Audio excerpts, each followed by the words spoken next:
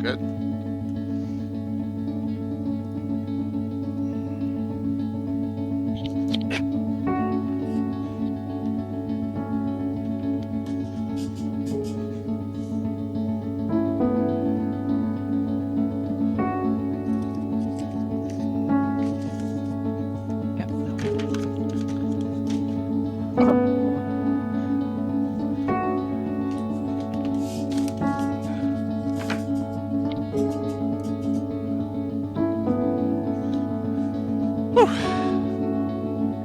Starting off only 3 streams this week. I don't know what to do with myself. Yeah. Actually, I do know what to do with myself. I got to get Altamira writing, so. Yeah, but there's a lot of spare time compared to. Oh. Yep.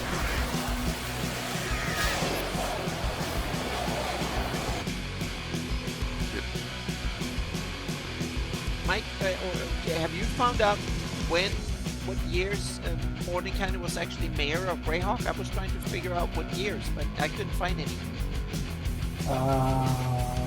Well, that's the reason you're confused. He's not.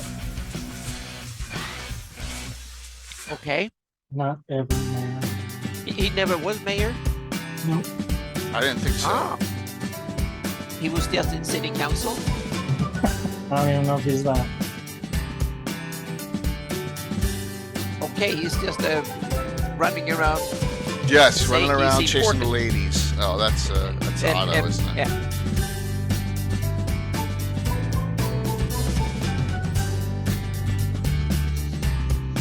Was he a member of Society of the Magi or any of that? That I don't know. I don't think so either. That's Otto was the president of that. I know that. Okay. I know Otto was the president of that. Because it seems like these kind of wizards were all these powerful whatever running around doing things, but they were not really attached to the setting. Yeah, much. right. That's my kind of what.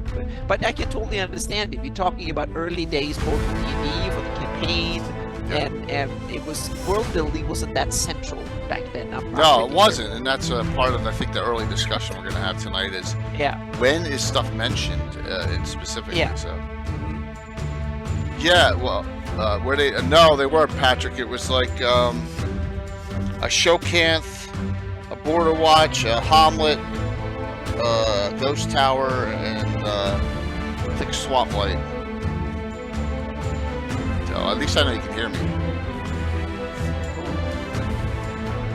You're a second edition book. That's funny, Josh. Oh my God, Josh is on before the stream started? Wow. Oh, wow. Wow.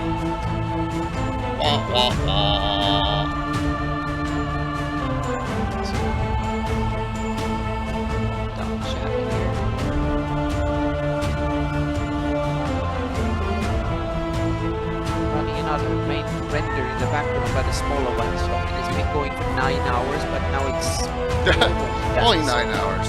Only 9 hours, yeah. Nice. I started it last night, and then when I got up at 2 o'clock in the morning to check on it, then it had crashed. So I started again. I started it early this morning again.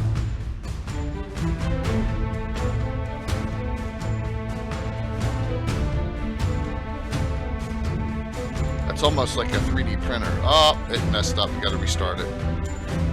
That can get annoying.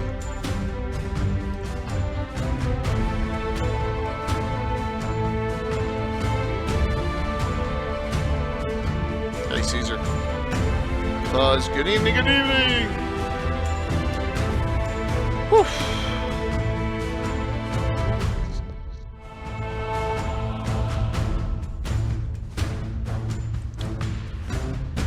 I got Bravo Jack. See what's going on. Oh, you know what? I think I let some things slip. I mean, it's minor. But when I switch to the next one, I think I can go to it. I got a lot of people who are overdue on their Free City of Altamira. Yeah, well, 3 of them.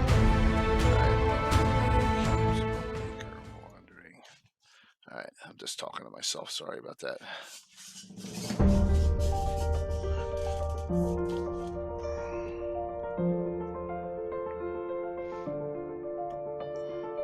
I need to use the restroom. I'll be back in a minute. Yeah, you're good.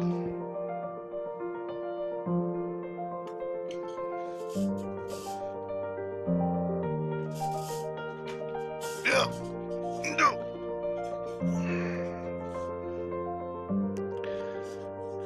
Let's see if I can do this. Whew.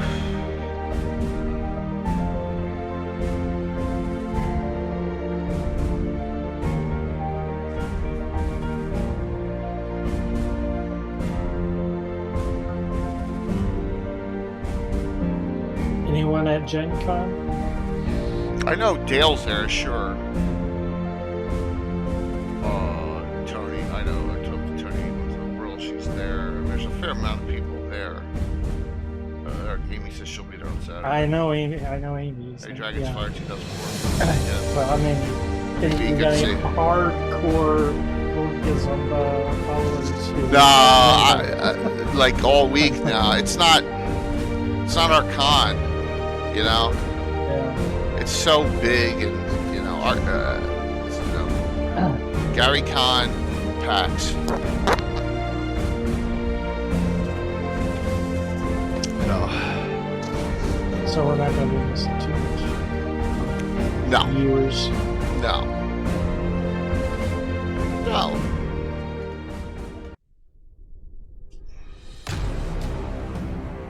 Trollord Games. Join the fray. Oh, of course, Sisters in the Costume Contest. That's pretty neat. Yeah, that's one of the most fun stuff at Gen Con is the costume parade and all that. And the That's all cool. the dress up. Yep. I've seen a shambling mound. I've seen the witch King Angmar from Middle Earth and a whole bunch of Star Troopers and yeah, you see all sorts of cool stuff at Gen Con. It's amazing. I've seen the R2D2 copy that drove around and it was radio controlled and it looked like from the movies. It was spot on. It was fantastic and he even made sounds and stuff, and he was walking behind it looking like some other Star Wars character, and he had hidden the controls so he could maneuver it just by holding his hands against something or so he looked like no one was controlling it, like it was just going R2D2 just going around beeping at things, looking at things. It was fantastic. That's awesome. Yep. Between that and an actual Dalek. Yeah. Yeah, it's super cool, and then it was so funny. There was a bunch of guys that had dressed up as sand people from Star Wars, and they built like over between the convention center and the football stadium. That's that long corridor. There you had little booths. They had built like a sandbox, literal sandbox, and they Oh had my built gosh. the wall. They made like a backdrop, like rocks and a piece of some equipment that looked like from the Sand People, and like some sort of ship or something. And they were standing in front of it, and they looked awesome. The only difference between the movie was that these were a bit plump Sand People. They were not skinny Sand People. They were plump Sand People.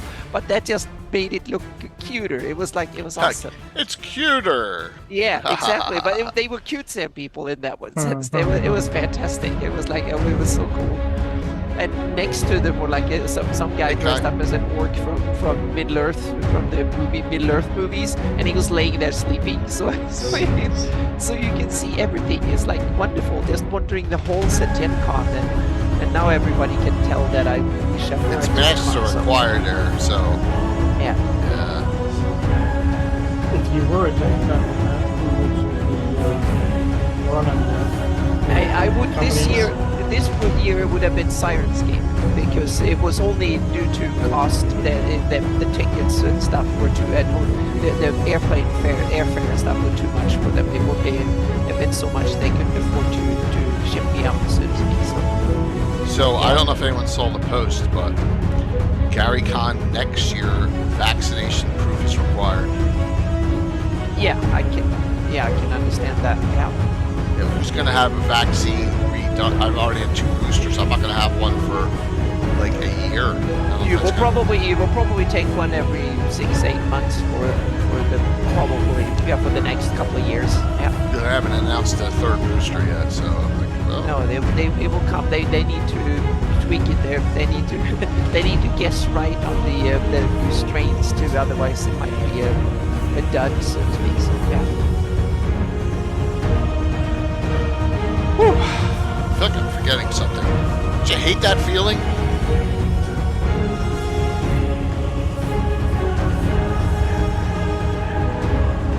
Who am I going to blame here?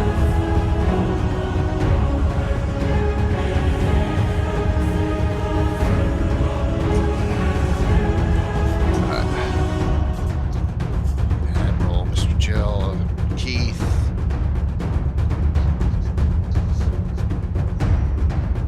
There you go. Good to see. NTC, good to see you. First time in chat. All right. Tonight.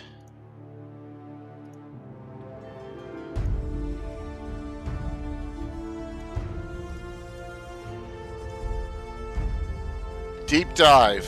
Hopefully. Gabriel, what's up? It's deep dive. Mordenkainen and Tensor. Woohoo! Kung Fu. And Mike, there you are.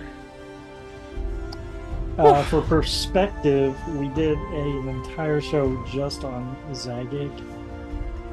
And we probably could have just did Mordenkainen. So we'll see. Yeah, Yeah. It's a good point. But they tie in a little bit to each other, so Oh, it's, yeah. it's kind of that they're But I already found some fascinating stuff that I had no idea, so to speak. So it's kind of That's the stuff that I'm interested in. yep.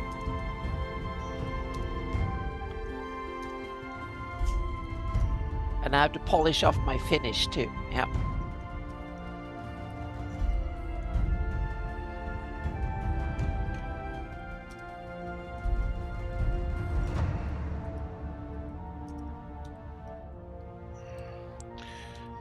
So if the colored ones, once again, are pictures that I get from our friend Dungeon Meister off of DeviantArt. We have full permission to use them in his campaign. It was the Living Greyhawk era campaign. Once the left's Mordenkainen and the right is Tensor sitting in a chair. So, yep.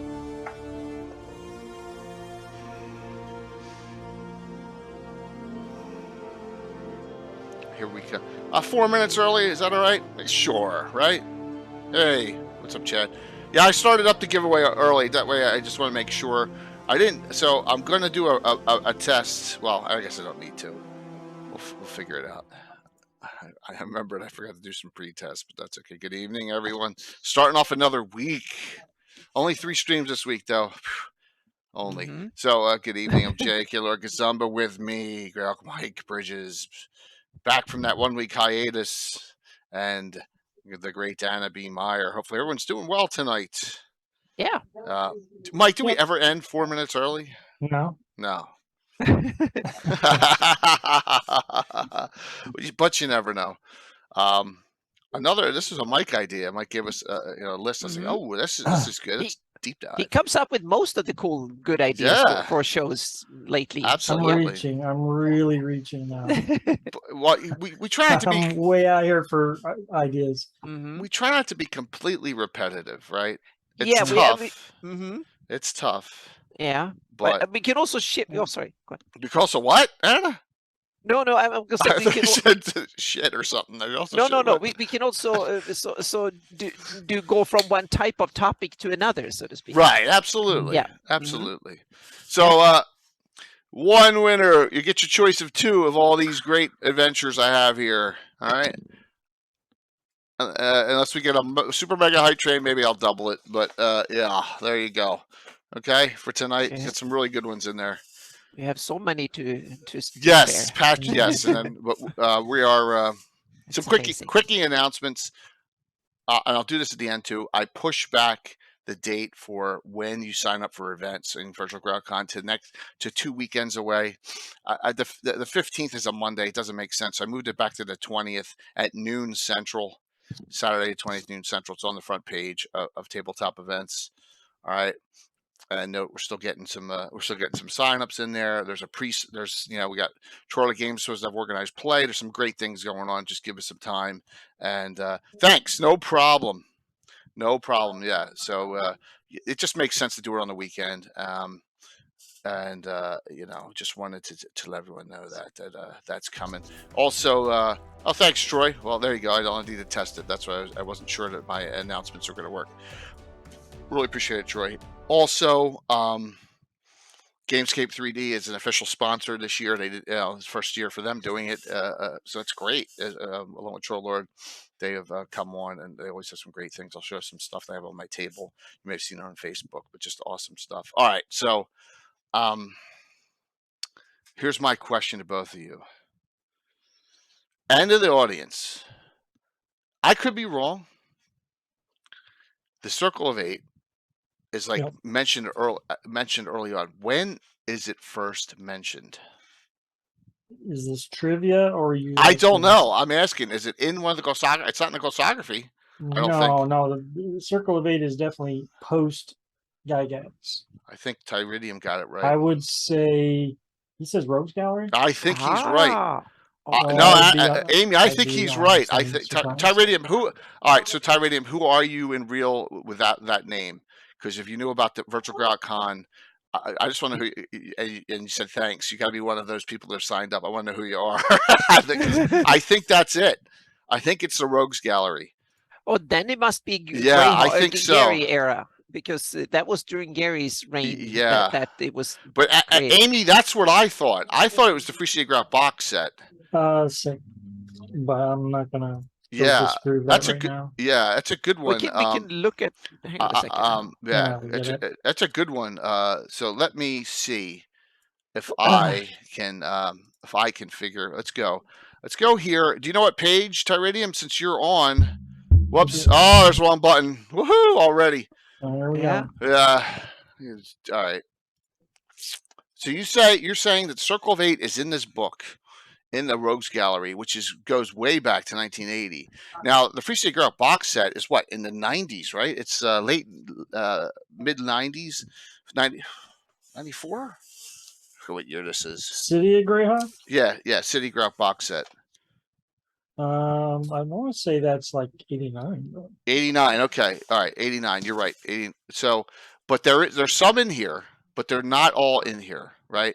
If you go in the back, and if they are, they're at lower level too, right? And they're ones that are in the player character campaign at this time, correct? So look, there's Bigby. Bigby's in here, but I don't think Tensor or Mordenkainen are in here. Neither of them. I'm not really up on my Rogues Gallery. I don't think so. I mean, it's worth.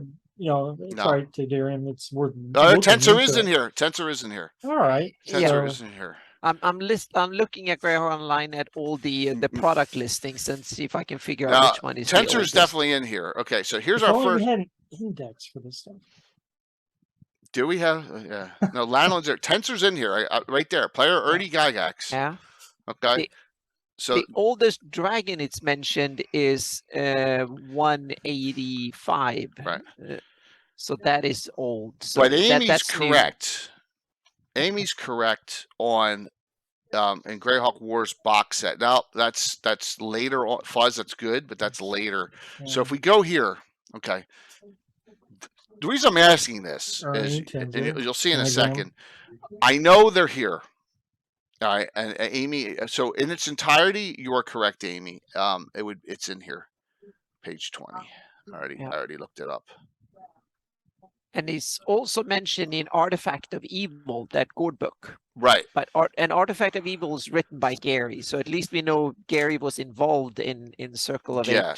It's not mentioned. So Amy's correct. The Circle of Eight's not mentioned in Rogues Gallery, but Tensor's in there. Here it is. Mordenkainen and the Circle of Eight. So here's our first official mention, and they're all statted here, including Jalarzi statted. So Rogues Gallery is written by Brian Bloom. Yep, that's true. Tensor's here. So we got Tensor and Mordenkainen in here, and then we have Jalarzi. And I want to go to this too. So we have a little discussion here. with Mordenkainen right here, and that's a good thing. So we can talk about that too. Mordenkainen regretfully agrees to allow Jalarzi into the Circle of Eight in this too. So we got some neat things. But so my point is this is 89. The Rogues Gallery has the player characters that were being used, and that's 80. It's nebulous for the first 15, 20 years almost, right? It's completely nebulous till this 1989 book. What is Mordenkainen?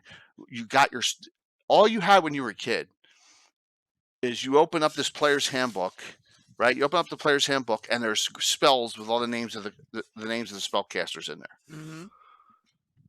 So behind the scenes, right? Behind the scenes, there's some great things going on, but you just don't know about them. You don't know what's going on. You can play Mordenkainen in Mordenkainen's Fantastic Adventure. Right, and I have that. Tenzer sends you to the Isle of the Eight. I have that one too. I got it. Yep. You know, they're just wizards who send you on missions. Back then, they weren't really like absolutely greater organization. Yes, and we have them scrolling through. Plus, we have a couple other sightings, so we can definitely discuss that. So, earliest on note of Mordenkainen being the most powerful, and Tenser being like the one that's the good aligned one out of all the. This is what I'm trying to get at: is when does anyone out there like they start forming at a certain point beyond them being nebulous? Like they're nebulous. So you got all these Mordenkainen spells, and you got all these Tenser spells in the first edition player's handbook. But when do they take shape as Mordenkainen's the most powerful of all of them, and Tenser's the one that's kind of the good and kind of known as the asshole of the group to the others?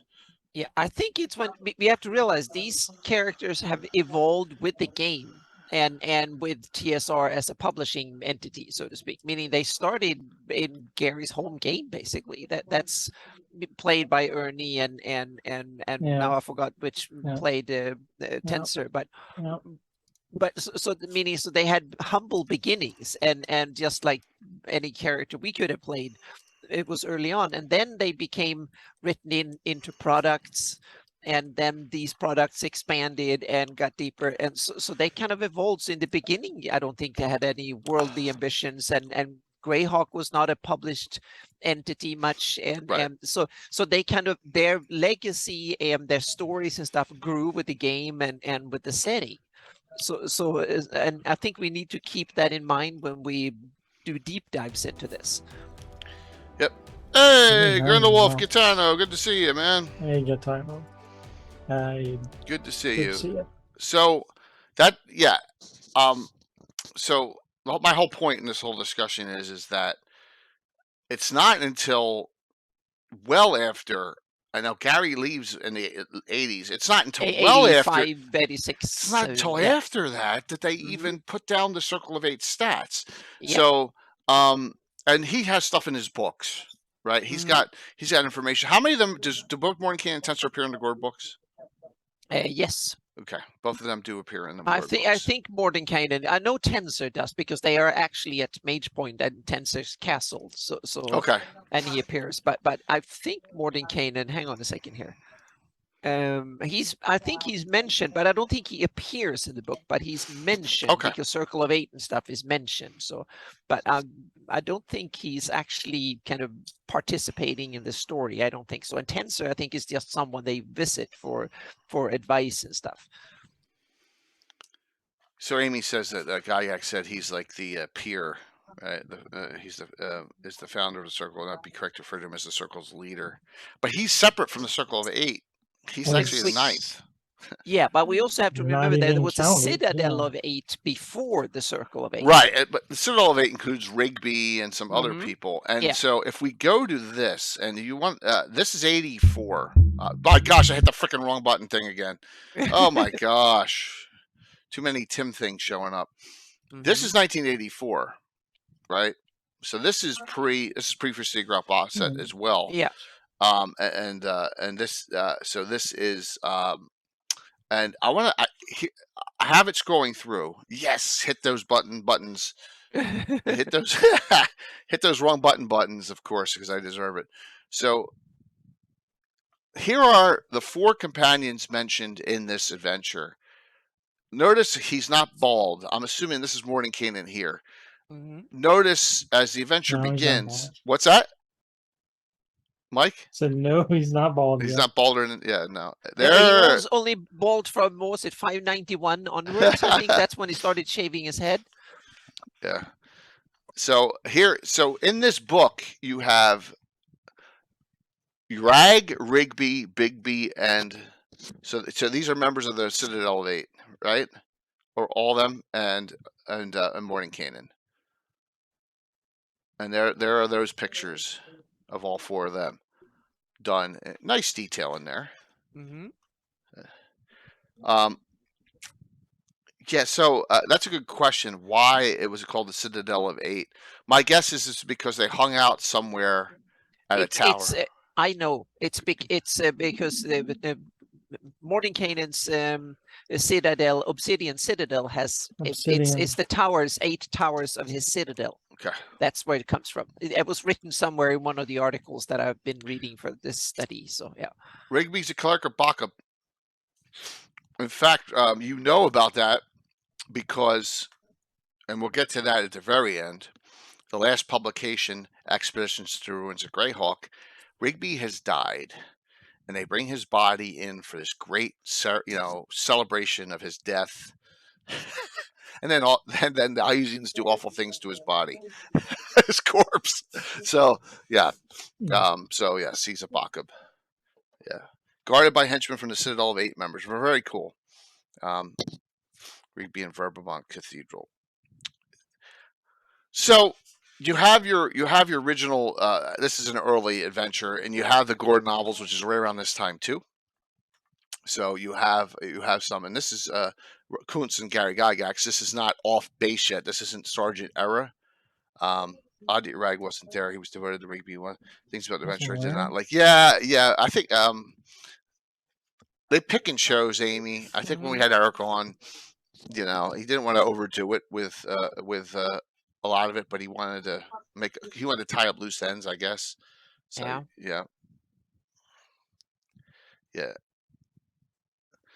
yeah. So this is the early era. You have with Mordenkainen. I think this is that is such an awesome. Why he looks away. I think this is one of the best Mordenkainen drawings there is. Right? That's an awesome picture. Good artist. It's who was this? Caldwell. It was Caldwell. Okay, yeah, that's a Caldwell. Yep. Who did the what do you call it? Ones that we just talked about, the Ravenlofts. Ravenloft. Yeah. Yeah. Who did Arena? Who did oh my gosh, and Shokanth. Oh my god, my brain just shut off. Drelsna. All those. So wasn't that an Elmore? No? Was it Elmore? No, I Elmore think... easily. Was it Elmore? Drelsna? I thought it was Caldwell. Oh, okay. I'm not sure now. So yeah. I'll check, Patrick. I will check. Yeah, Castle Caldwell. I never really care for later images. I'm looking like live. No, I love the way he is in this. So, all right, now that we got that out of the way, where do you want to start? Like background information. Anna brought up something about Mordenkainen being, maybe like. At first, I just have to say hi to Kfir. Welcome. Yep. Hey, Kfir, good to see you. Yeah, there are some cool things when I have to dust off my little Finnish digging into this, because the name Mordenkainen is kind of cool because it sounds very Finnish, and in fact, it is Finnish or built from a lot of Finnish. It's from the story of Kalevala. That's the one of Finland's national poetry epos that was written in the mid-19th century, so in the 1850s or something like that. And there is cool when you dig into Kalevala. There's one figure that stands out if you're a Greyhawkian. There is one German guy that was influential in helping to get the Kalevala. Kalevala is set of poems written in a special cadence, so to speak, a special way it's written in Finnish, that has to do with old Finnish mythos, creation theory, and stuff like that. So they wrote that down, and there was some poets and authors and stuff, and they wrote that the national epos of Kalevala, and one of them was a German guy, Johann, and listen to this, Johann Hieronymus Schröter. Oh. Yeah. And Almost like Hieronymus. we might have the origins of Hieronymus in that name. I say you because do. it's so cool. So that struck out when I read the Wikipedia page of Kalevala. I'm not sure he's mentioned on the English one. So I read the Swedish, and then I double checked on the Finnish version. My Finnish is not that good, so but I can read names, thankfully, and it's kind of cool that is there, because I think that might be a tie-in, because Gary was apparently fond of Kalevala and the stories and stuff behind, because they are bloodthirsty and a lot of juicy stories and stuff in there. And so I thought that was kind of cool that you can find in Hieronymus. I love spells just later. Yeah. I love the Finnish deities, and in fact, so much you all know how many Finnish deities are still in my campaign. Yep. Leviator, Ilmater, Ukko, Heisi. Yep. All still in my campaign to this day. Yep. Because back in, so that's cool. Did not know that. So there's a lot of cool stuff there, so to speak. So there's some good, and to me it's kind of an irony, because I remember we had to read about this in like 3rd grade or 4th grade, and I thought it was the most boring thing anyone could ever imagine. And we have to go to museums and see all that stuff. And to me, it was just boring old local crap that was not interesting at all when I was like 10 years old. And now it's like, damn, it's like dynamite. It's interesting for 2 reasons. First, this story where I come from, to part of it, because Sweden and Finland was also tied in their history for over 600 years. So it's similar stories. So they go back and forth. And then it ties into Greyhawk history. So then it's like, wow. Or the creation of it. So there was some things that struck me as kind of really cool when I just dug into this. Very cool. And Amy just even says the Kalevala, if I'm pronouncing that correct, Silmarillion, a lot of that was pulled from some of that. Hey, there is nothing almost out there that is unique. I mean, it's just, and that's part of the, gosh, these discussions go on all the time on, well, you ripped it off from here, ripped off from there. If you're not trying. If you're not doing it, you're not trying. Because there's nothing wrong with that. You take inspiration from other things, and you make it your own. Just like Gary said, make Greyhawk your own. What's up, May Kim? I just and thank you. Your VIP thing was a couple days over, so that's why it's off. It went to like 18. No biggie. So, all right. So it appears that Mordenkainen is not statted anywhere until 1989. I find that almost impossible to believe.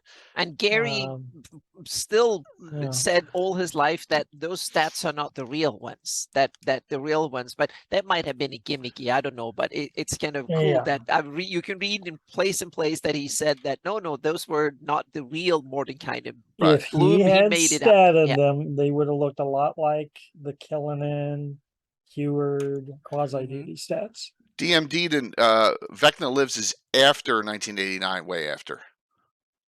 Vecna Lives has got to be after 1989. I'm almost positive. Yeah, I think that's in the 90s. Yeah. Yeah. We're talking. Yeah, I'm almost positive on that. The Free City Greyhawk box set is 1989, and that's a hybrid. It says second, but it's right on the second edition era. It's no big deal. It's all good. That's why we have these discussions. And wait, I'm going to hit a wrong button again. I did this time. Yeah, Fuzz is right. Oh, he stayed in Morty's Fantastic Adventure? He's like 12th level or something. 12th, really? Okay, so let me pop that up here. All right. Well, there you go. Good job. You're supposed to be reliving Is he in the the back? adventures of his youth. Is he, So he's not. He's the when he the was adventure younger. or begins something. pre-generated. We'll go to the back 30 and see if he's back here. All right, thank you. Good job, Fuzz. Yeah. Mm-hmm. Good job. All right, so 1984. So we have Tensor in the Rogues Gallery in 1980, and we have Mordenkainen in 1984. Nice job. So between the 1984 publication and 1989, he gains at least almost 8 levels. But remember, time is different. It doesn't matter. Yeah, he was supposed to Yeah. be an archmage of 20 plus something in Gary's own hands, so to speak. In his Yeah, this is reliving. This is reliving the youth. This is, and I wish they had done more of these. Thanks, Rob. He is 20th in this. I'm blocked. That's okay. So thank you very much. So we got some really good giveaways tonight, and all you need to do is sign up. Exclamation drawing. It's going now. And we crank up a certain hype, I'll double it. So let's see in here what he's got. Mike, so this, Yeah. I know you love this adventure, right? You really like this one? Oh yeah. Yeah. It's classic. You play it? I ran it. Okay, you DM'd it. Cool. Not with the pre-generated characters, so it would have been more contemporary and not, Okay. Some trip back in time. But the nice thing about that module regarding Mordenkainen is he has the silver key of portals. Right. This is a significant relic artifact. It's an item you almost need to get through that module. This item Or appears get- to be a regular get sized into it. silver skeleton key. In fact, there's a minor artifact that was found in the abandoned chapel to Dalt, which Dalt isn't mentioned very much early on, which is kind of cool. No, Mordenkainen was the one that rediscovered the forgotten Sul god of Dalt, Yeah, according That's to what was reasoned later. Yeah. Yeah. So wait a minute, it's a Sul god that was forgotten because Sul culture that Len was, didn't make. Yeah, That's why it was forgotten. that might be. Yeah. So they wrote it back afterwards. So yeah, I don't know the publishing story, but the story is that Dalt was a Sul god that was kind of abandoned or forgotten, and then Mordenkainen brought him back and into living memory again. Yeah, and he was the god of locks and doors and stuff. So Which is everyone, significant. as far as their stats, this is 88. Their spells are all in here. We'll get to that. I don't think their stats are in here. I think all their spells No. are. Yeah. Yeah, isn't that, George? It's odd, but that's okay. So, what? Tell us why they need the key so much, Mike. Well, you can't even get into the dungeon without that key. It's the unopenable doors. Right. Okay. So Unopenable. that's a Rob Kuntz thing. Kind of like I'm is sure- that like the El Raja key? Who knows? But I do know that all the stuff with Dalt and whatever, that's Rob's stuff. So, and I don't even know if he meant for that to be Sewell. That might have been someone who came along later and made that a designation. But what was important was he gave you, if you were playing Mordenkainen, you have the access to that dungeon, and the adventure's not about getting the key. You start with the key, and that's kind of different. Okay. Durag the Lord, and then you got Big B. Look at it. It says Necromancer here. Yeah. So that changes. That's a change here because well, there are no Necromancer spells in the first edition. That was a problem for the most part. So why they call him a Necromancer there, I don't know. It Because was a Bigby's a hand spell guy. It's strange. And he doesn't have any of his hand spells at all in the spell list. It was his youth. He Yes. changed. I think they should have done more of these. These would have been great to have for posterity now. These spells, these adventures early on in the Citadel of Eight and what they did. I know Len had Lendor, but I would have loved to see some adventures with Leomund in them. That'd be cool. So, Yeah. no, this is Mordenkainen's fantastic adventure, but I have it up. What I meant was if I click that button right there, Rob, I have it up. Here's Tensor, player Ernie Gygax. So I have them. Here's Errol Otis's character. Yeah, so I have, and there's Phoebus. There's Lanolin. I have Eric's cousin. They're all in here. So I just I have there's Bigby. Bigby's in here. No Mordenkainen. So yeah, I know. My bad. I'm so confused. Hey. So the Isle of the Apes, the one with the Isle of the Apes, the one with what's his name, Warren Starcoat and those guys in it, right? Yeah. Yeah. In that one, you play Yeah. even higher level characters, I believe, Yeah. And sent by Tensor. so you have Mordenkainen here. You're adventuring with them. You actually can play them in this adventure, which is neat if you want to, or you can use your own, or maybe take one of them in. But that's a cool thing. I would love someone to eventually at a con maybe run a part of it. That would be cool. Yeah. I Someone can't play. imagine back in the day getting this adventure and then being like, oh yeah, I'll play, you can play Mordenkainen and all these characters, and then after the adventure's done, then it's like, okay, give me the characters back. Yeah, it's like it's a one-shot adventure. It is a one shot, but Yeah. so it's not like oh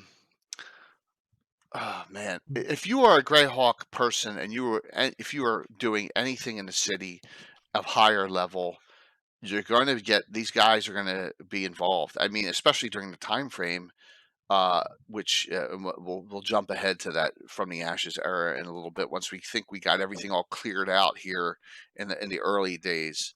The early days where it's all over the place. It's nebulous. You got Gary's books. You got a couple adventures. You got the Wars box set. You got the Rogues Gallery. You got the Free City Grek box set. So it's disjointed, which a lot of stuff was in the day. Introduces so many classic elements. Like Eli Tormores. Yes, it does. Yeah. Which is used that damn. Yeah, Caldwell is awesome. Absolutely awesome and fantastic. So, Anna, what are your thoughts on these early eras? We don't know anything about their childhoods at all or anything, right? Between Tensor No, and and Mordenkainen. in my opinion, this is the least interesting era for me, because Yep. then they're just their personal characters, meaning they haven't set their mark on the setting. They're not involved that much in the stories of their deeds in Greyhawk is something run in their home game early on. It's kind of when this module comes, that's when it starts, so to speak, because the Rogues Gallery, it's just some stats and stuff of their characters. To me, it's not that interesting. I'm not interested what strength they had or stuff like that. I want to know what they did, the politics and the intrigues of the setting, and that comes later, so to speak. So the juicy bits for me comes after this. Okay. They start here and then goes on and from this adventure onwards, so to speak. It was just good to see. I mean, and this is early. This is 84, so this is early on. This is Arthur Kane is. This is not. Gary's still around. This is not that. That area of where things were in dire straits here. All right. So interestingly, though, that module is the precedent for playing Circle of Eight, let's say, in Vecna Lives. Yeah. Yeah. That's true. It's very true. But do you really play the Circle of Eight? I mean, in Vecna Lives, you play them for about 10 seconds. Yeah. Oh yeah. You start with them, so to speak. You play them until you die. If you've ever played Mar Castle, that first level of that may as well be, if you don't watch what you're doing, that could be over real quick too. Yeah, absolutely. So true. Okay, so City Grek box set. Everything comes together. 1989.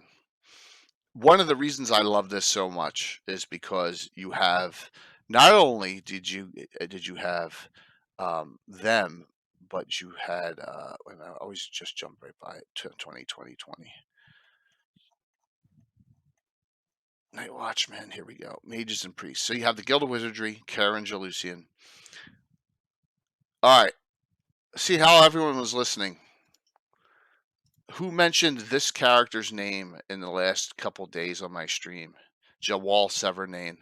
Let's see if anyone was paying attention. someone mentioned this character's name. Claire? Yeah. Jawal Severnane, the Dark Elf head librarian Oh. of the city of Greyhawk, Ah. who, on my stream, mentioned that name Saturday night. It must have been one or two people, I think. Yeah. I would think. I can only imagine two actually talking about it. Yeah. Okay, so Ed Greenwood's character, Ravalantar, is a Greyhawk mage of Adaluk. And Adaluk is still destroyed. So Jawal Severnane took over his training for the Greyhawk mage. That's and Ed mentioned that. Yep. Yeah. So I think it was either Ed or Mark that did it. So because they were the ones that had studied up and had characters with deep connections, so to speak, or wanted to have. So yep, that's awesome. thanks a lot there, Patrick, for that link there. Yeah. Very cool. Castle Al-Rajaki was set in Kuntz's own world, which we named Calibrune when he began development in late 73 and 74. However, it was also set in Greyhawk. Sort of a lot of stuff's like that. Ghost Tower of Inverness, White Plume Mountain. Yeah, a lot of it is merged from their own campaigns. Yeah. Yeah, you can still get El Rajaki in a disc format on Rob Kuntz's site, by the way. There's still some available. It's not cheap, but it's still there. So that's very cool. Yeah, it was definitely Ed. Ed mentioned Jawar. So you have your group here, and we're only going to talk Mordenkainen and Tensor, but you got all these great named characters in here. So in Mordenkainen's 20th level, and this is pre-Greyhawk Wars. So Archmage 20th level. He's 72, but he looks like he's 46, so he's unaged himself. All right. Yep. 6'2". And it talks about his obsidian citadel. He rides a silver dragon. That's pretty. Instead of that flying carpet now. Yeah. It's an upgrade. It's a minor upgrade. Yeah. Yep. Yeah. Howard Morgan and Gary's Gore novels. Does anyone remember? I checked if I was into Anna. You read them, so what do you think about that? How are they portrayed? Good question. Mordenkainen and Tensor in the Gore novels. They seem. I don't think Mordenkainen is in them. I think he's only mentioned and talked about. I think. And you have. It's 10 years since I read it. Yeah, but okay. Good, Mike. Please go for it. Yeah. So I was trying to read. Hey, Vancouver. Now I can't remember which book it was. I was trying to read one of the books recently, and the Lords of Balance were having this big meeting. There was a bunch of demigods and everything, and they're trying to figure out what to do. And Mordenkainen's there, and he's now I remember. He's like talking down on Tensor and the others, like they're like his apprentices or something. And just a lot of, and they're all like, showering Gord and the others with all these magic items and powers and things before they send them off on the ultimate quest. And I didn't get through it because I'm not a big fan of Gygax's writing. So, but I do remember the part where Mordenkainen had a bit, a few lines. So Gaetano they are at. Oh, go ahead. No, go Anna. Go ahead. I will say they visit Tensor in at Mage Point and there is a picture of Tensor's castle in the book. Drawn by Caldwell, so we have an illustration of it, and it's like a rock sticking out of the lake with the fortress. It almost looks like something out of Star Wars. It looks really cool, which might have been because there were probably Star Wars movies when Clive Caldwell drew this. So it looks a little bit like, almost a little bit sci-fi like, but I really like that illustration. It's really cool. So and Gordon and company, they go there for advice and stuff like that. So then they talk to Tensor. So he's plays a tiny little part in the books. So Gaetano found something in Dragon 37 from 1980. He was 20th level then. So and he took always ahead of the curve. Yeah, took his rather vast cavalry force and rode into the west, supposedly on a mission to succor an evil associate who called for his aid. I think he has never returned. That's when he set up his citadel, probably. Okay. Because he would have been in the Wild Coast before then, right? Right.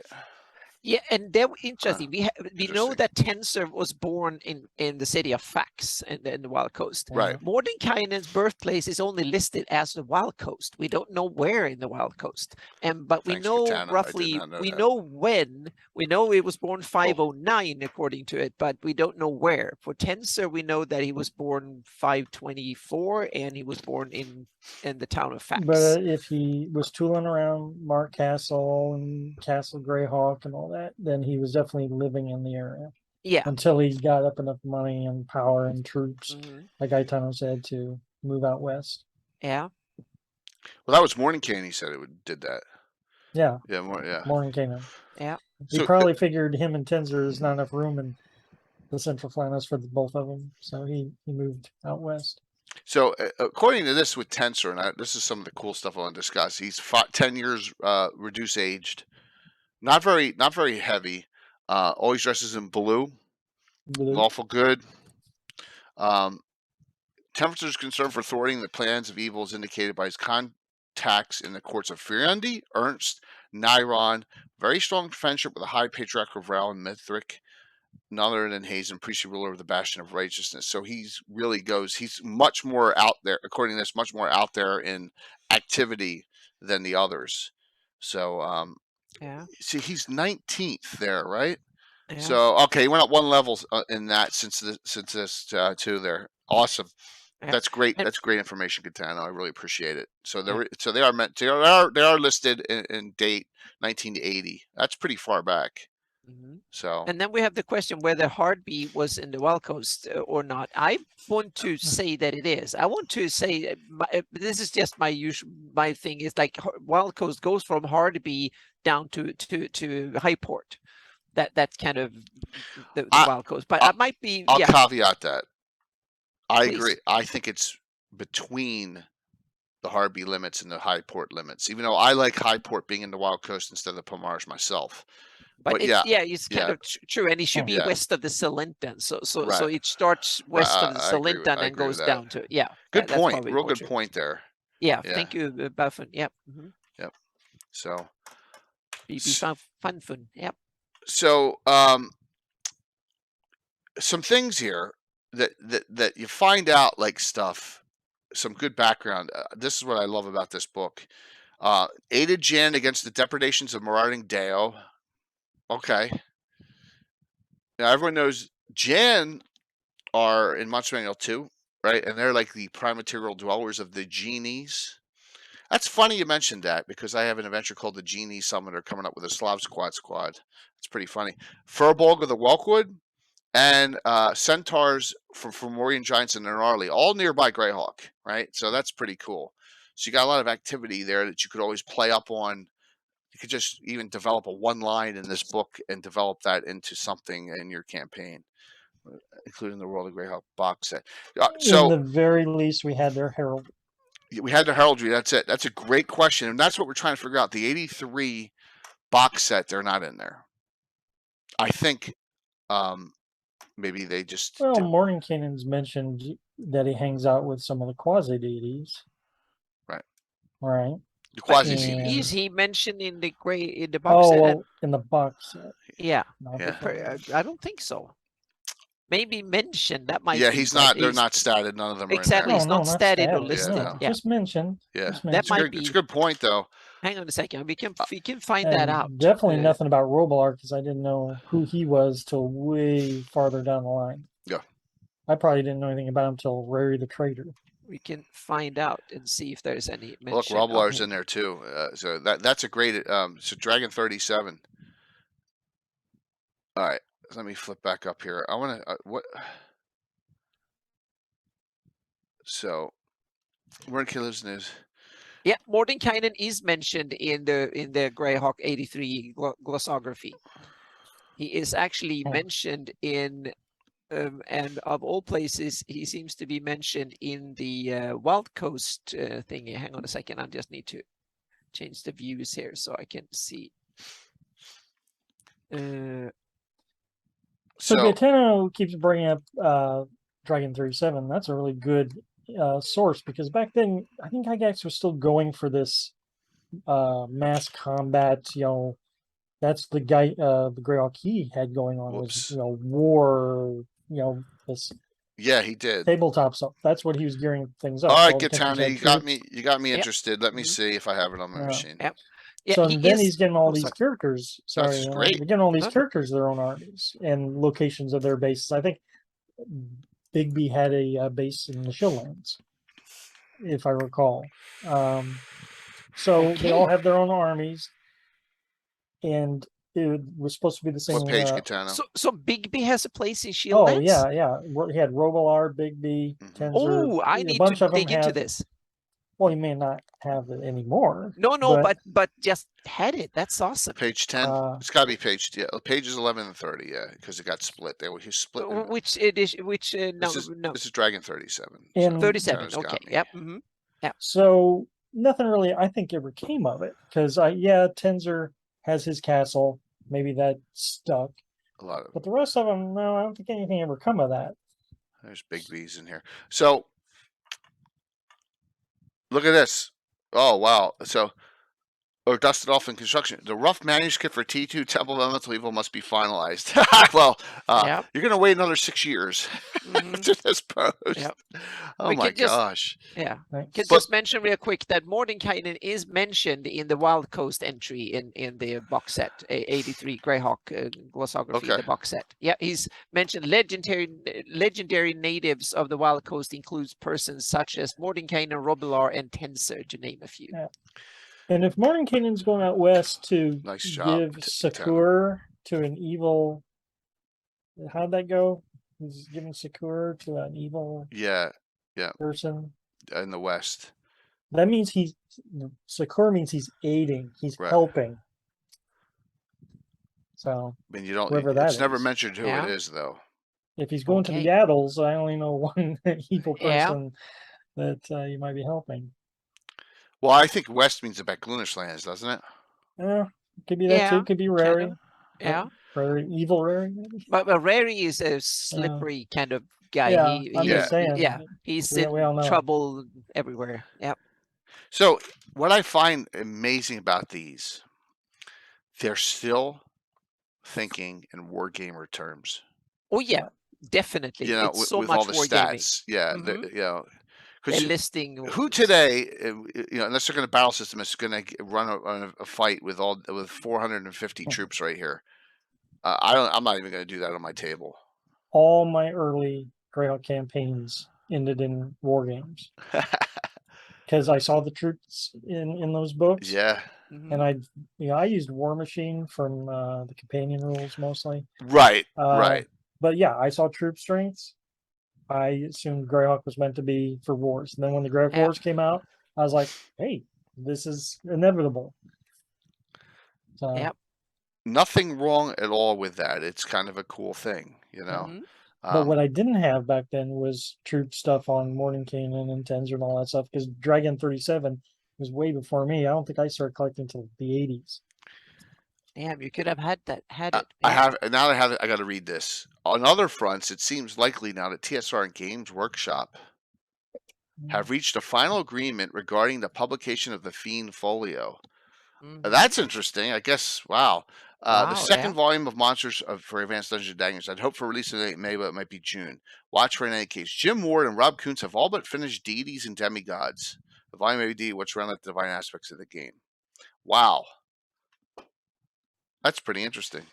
So Yeah. I guess all that did Games Workshop own White Dwarf magazine? Does anyone know back then? Could that be the reason? Because a lot of those were in White Dwarf. All those monsters. might Seem be. right. Yeah. Yeah. Seems very likely. Interesting. Okay, that's it. Wow, neat. Man, you hit a gold mine there, Gatano. I really appreciate it. Yep. Good stuff. Thank you. Yeah. So Roblar's in there too. Roblar, I love this. Over 1 year ago, Roblar freed a demon in ensuing difficulties, forces line with good, sacked and destroyed his stronghold west of the city of Greyhawk. And we know where that is. Anna has on the map. As reported, the Mhm. following force Yep. escaped, and this is they're in the Pomars now. Huh. Yep.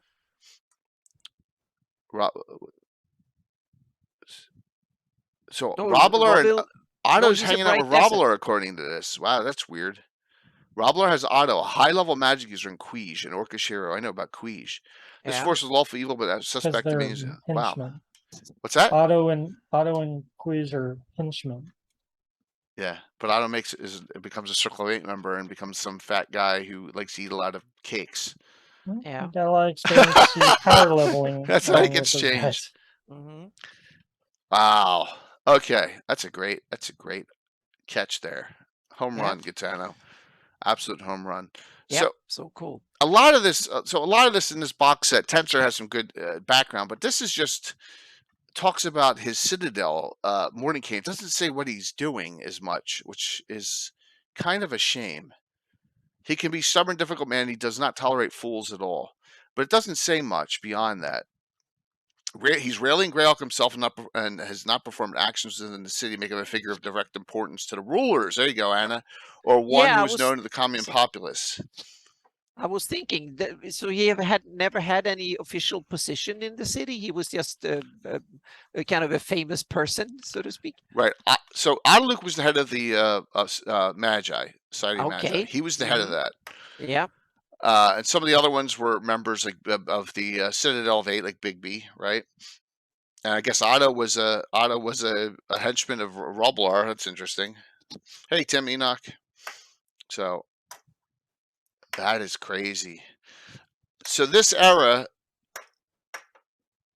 is my wheelhouse, right? I love this box set, and it's what I strive the Altamira box set to be, right? Is this much detail and this much great stuff in it, and this much background. So what do we know? What do we know, Mike, at this point, as far as Mordenkainen founded it, and Tensor is the most militant of the circle? Do we know anything beyond that? There's quite a bit in there, but I don't know. I think that is the groundwork that then they lay for the stuff that comes after. That's all it is. Right. There's no agendas in that book, I don't believe.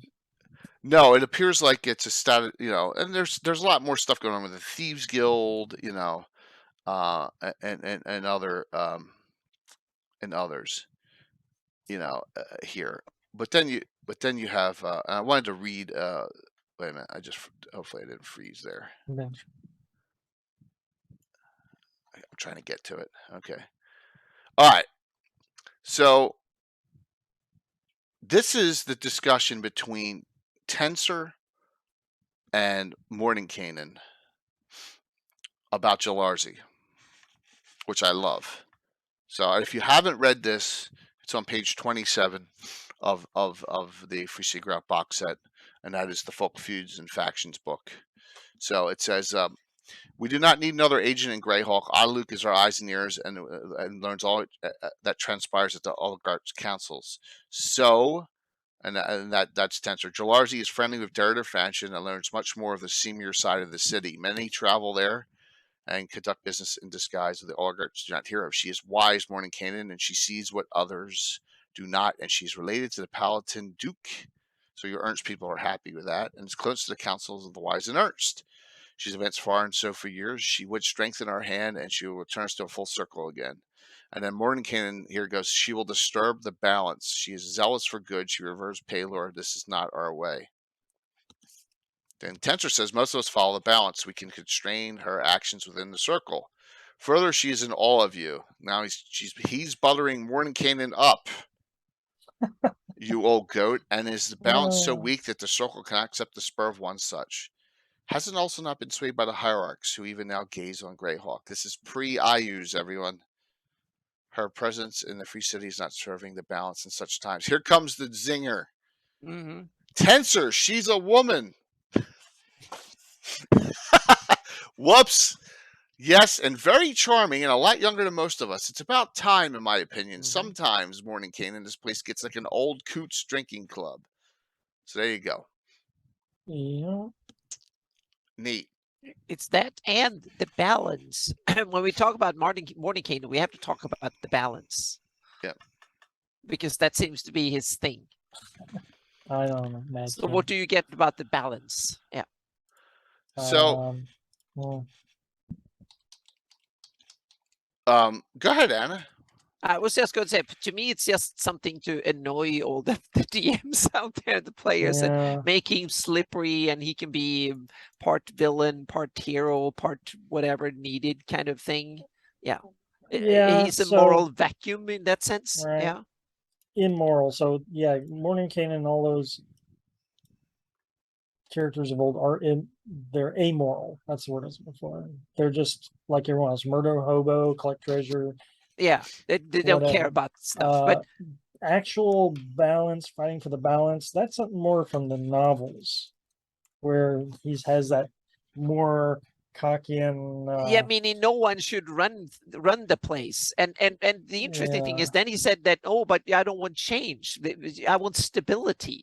And but then, yeah, so to me, it's like someone flunked out on political science A class and didn't get more than or Right. confused in everything, kind of thing. So it's but which is kind of interesting, because it is a kind of a contradiction in terms in a lot of ways when his balance thing. So when I wrote up Mordenkainen for my own campaign, I said, I quote Tensor and said, well, that's a lot of mumblings and stuff that he keeps saying that he's his own theories, and he makes it sound good, and to uneducated minds fall for it.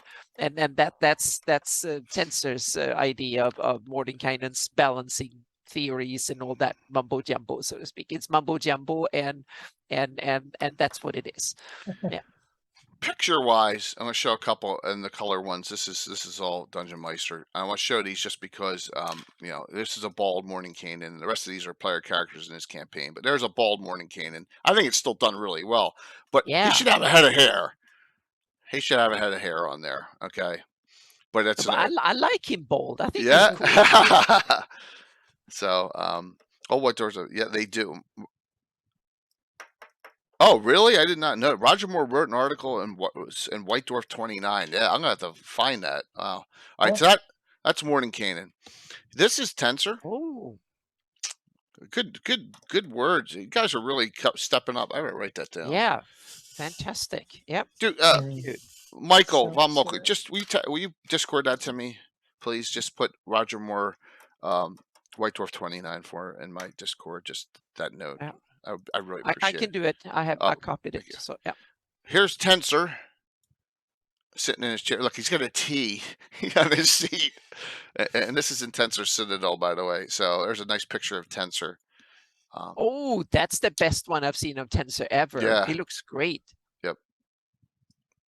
So definitely, and that is it's a good picture. Okay. Lastly, and Anna's seen this one before, but since we've talked about her, now Laura Lee is in this, but there's three big name characters. Anna's played one, so from left to right we go. That's Jalarzi in the white, and then you have Laura Lee, which is the PC in his campaign. Then you have Mariel back here, and she's in Isle of the Ape, right? Right, Mike? Mariel. She's one of the characters in Isle of the Ape. Jalarzi's, and then you have Otto. So there's those four, and some of the stuff, and he has one of Drawmage too. So yep, that's what I thought. Bald is beautiful, Enoch says. So just you got some there are color pictures that appear, and if you ever wanted to use any of these, just ask me and I'll ask Dungeon Meister, because he gave me permission to use them all, but so but if someone else ever wanted to use them, just reach out to me and I can reach out to him. Mariel's a cool character. So. Beyond this is second edition, is From the Ashes, right? So we have that. Now let's move forward. What shall we? I'm going to keep that dragon. No, I don't need to keep that dragon up. So, all right, I need to keep one up. From the Ashes changes everything in really crazy ways. From the Ashes. All right. So Tensor gets obliterated along with Autoluke. It's still not 100% known if Autoluke's the target and Tensor just happened to be there, or if Tensor was the target and Autoluke. I don't know.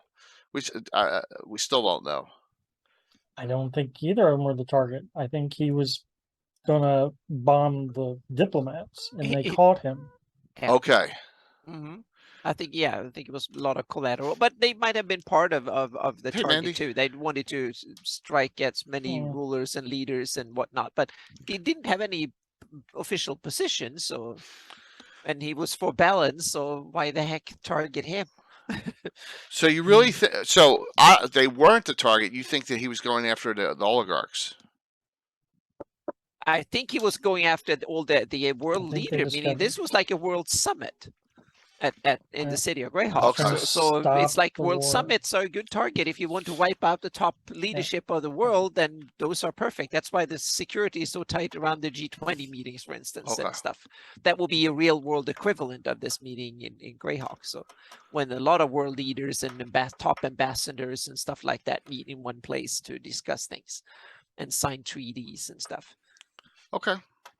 Well, once again, there's a lot going on during these From the Ashes period, and Tensor and Aluk are destroyed. At this point, we know from Roger Moore that he said, I think in the interview, he couldn't undo all the damage that Carl Sargent had done, right? But he needed to undo as much as he could. But then again, he did Vecna Lives, which killed the entire Circle of Eight I was going to say they did it all over again. Yeah. Mm-hmm. Yes. So before this book, we have the Falcon destroys the Circle of Eight.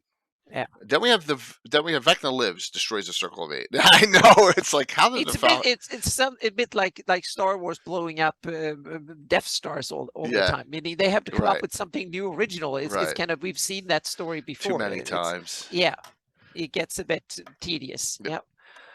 But Uncle Fuzz, you completely right. It was the written. It was a summit that was supposed to end the Greyhawk Wars and kind of did. I don't like that idea at all. So I've rewritten the story slightly in my campaign and said it was the summit where all the enemy countries to IUs sat down and signed an agreement saying that we're going to fight him to the end of the world, period, so to speak. So it was them, and that's why the reason why he bombed the meeting, because he didn't want them to sit down and agree to fight him to the bitter end, so to speak. So that was so it's a slight revision of history in my campaign. So that was the reason, and what there was a new treaty of diplomacy and aid and mutual understanding and support and stuff between the Furyundi and Shieldlands and the Ernst and Nyron and Greyhawk and a bunch of others. Kit was on I's side, so that would exactly. explain Riri.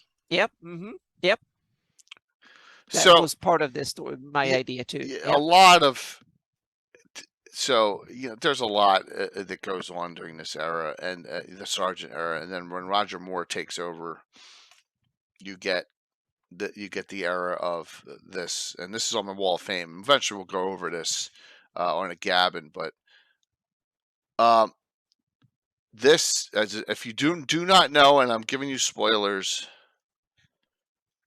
cover your eyes and ears or go go away for 10 seconds or whatever. But so this blue Dretch here has Tensor's symbol on him, and you have to go to Luna, and there is Tourney the Mad, who somehow gets intertwined in all this. And there's some good. Nice of them to put the climax of the adventure on the cover. Right on the cover. Yep. But hey, that's it's in this different. It's just in this different edition style. As you can see, it looks like the 2.5 Roger Moore book. I mean, it looks exactly the same. So this is one of my favorite pictures of all time. And I'm sorry, I'm going to use the term, but the male Jalarzi here named Jay. Imagine that. Bitch slapping the Dretch Tensor. Wow. So yeah. Oh my gosh. Yeah, pretty fun stuff here. So cool adventure. Yeah, Jay's attack is not as powerful as it might be. Jalarzi's good side continues to fight Jay's evil side. So yes, they've done some awful things to a lot of people in this adventure. But you find out the whole point of this adventure is there's a clone of Tensor on Luna, and that's the whole point of the adventure in Return of the Eight. So when you bring him back, And Mordenkainen is nowhere to be found. Nope. Just nah. You got Eggwolf here. Natasha, Eggwolf still. Everyone.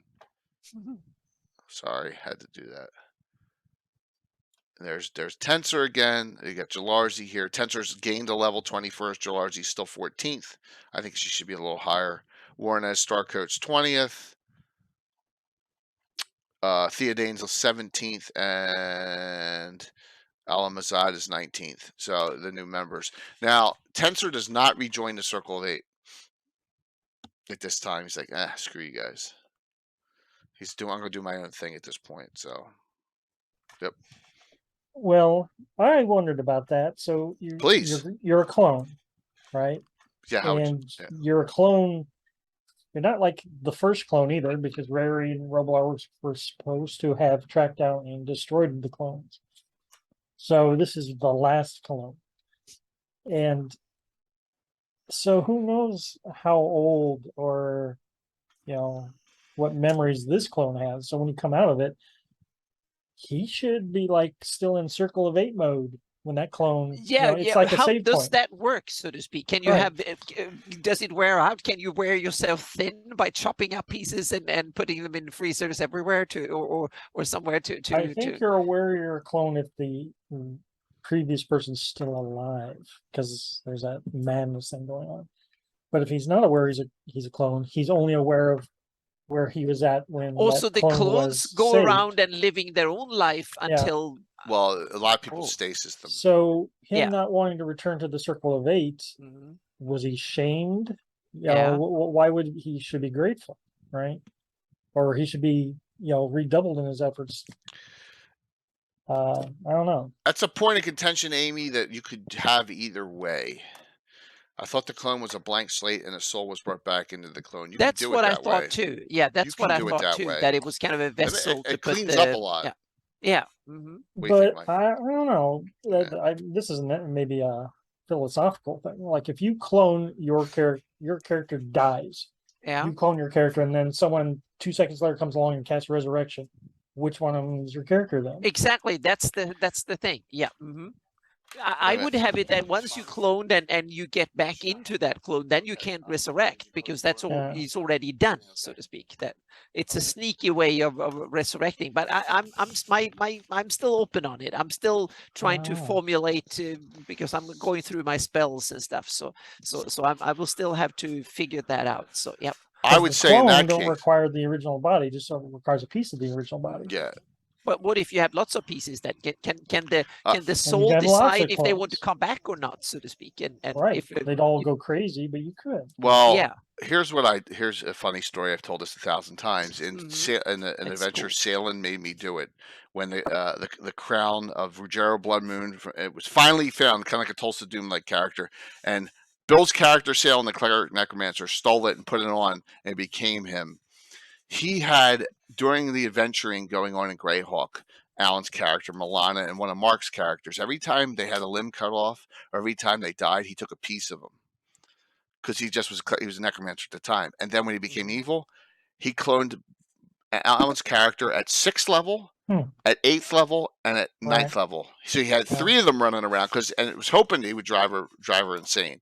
And had 2 of Mark's, so he had 5 characters running around, all cloned. I thought it was hysterical. So right. So Tensor, whenever he had deposited that clone, he may have been 1 or 2 levels lower at that time. Right. Unless he was diligent about keeping them up to date all the time. But it's interesting. Each DM, you have to figure out how you want to run these things if it gets complicated, so to speak, how you want to deal with it. So in your campaign. It's a lot of, and I know you guys are talking about why stuff early on wasn't included in box sets, and I think you're right. It was a mistake that they should have had more detail on, like in the Greyhawk box set. They should have had stuff earlier. Yeah, page count was expensive. That's true. And it's so a that was different probably era. one of the reasons too. Meaning, if you had something printed in Dragon or something, that was kind of a waste of space and effort to print it again in a public other product or something. Yeah, I don't know. Are the originals aware they're cloned? They can be. There's a percentage in there. They both go nuts.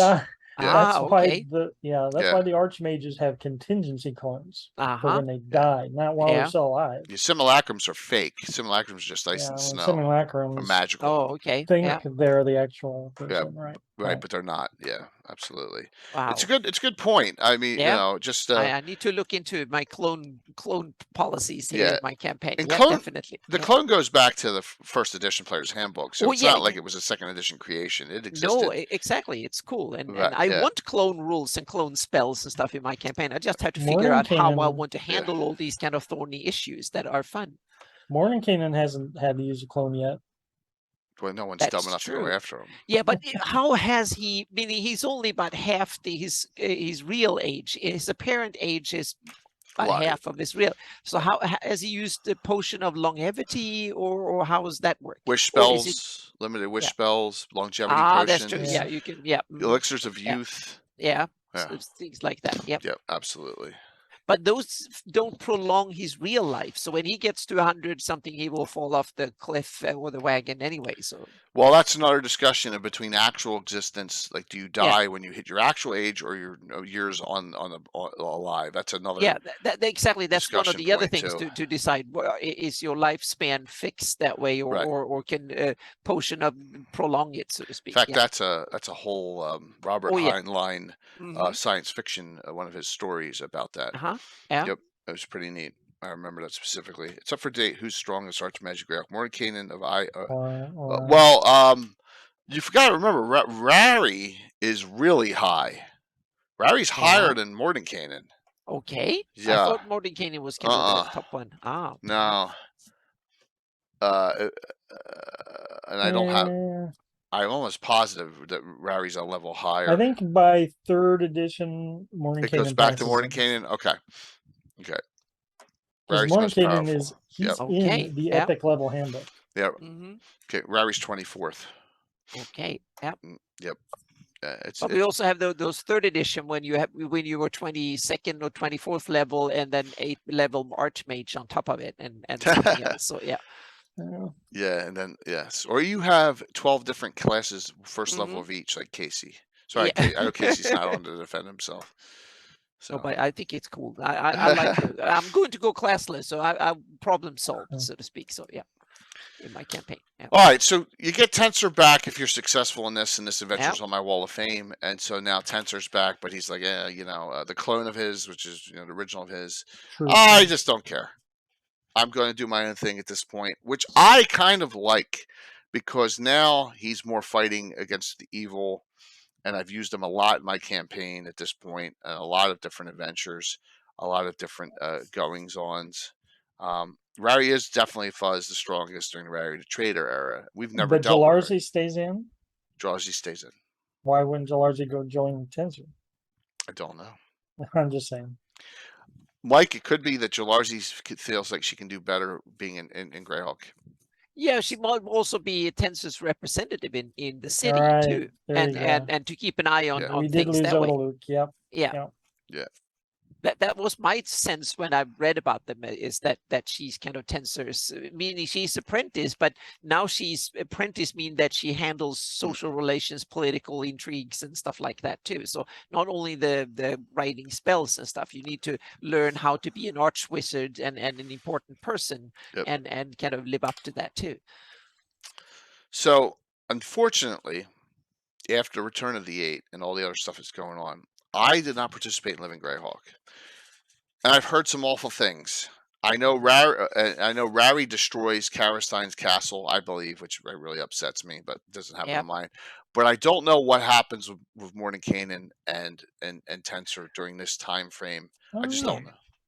There is a thing at the end, but let's go a little before, because hang on a second.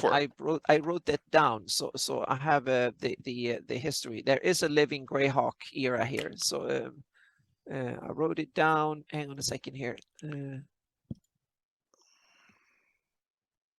Living Greyhawk.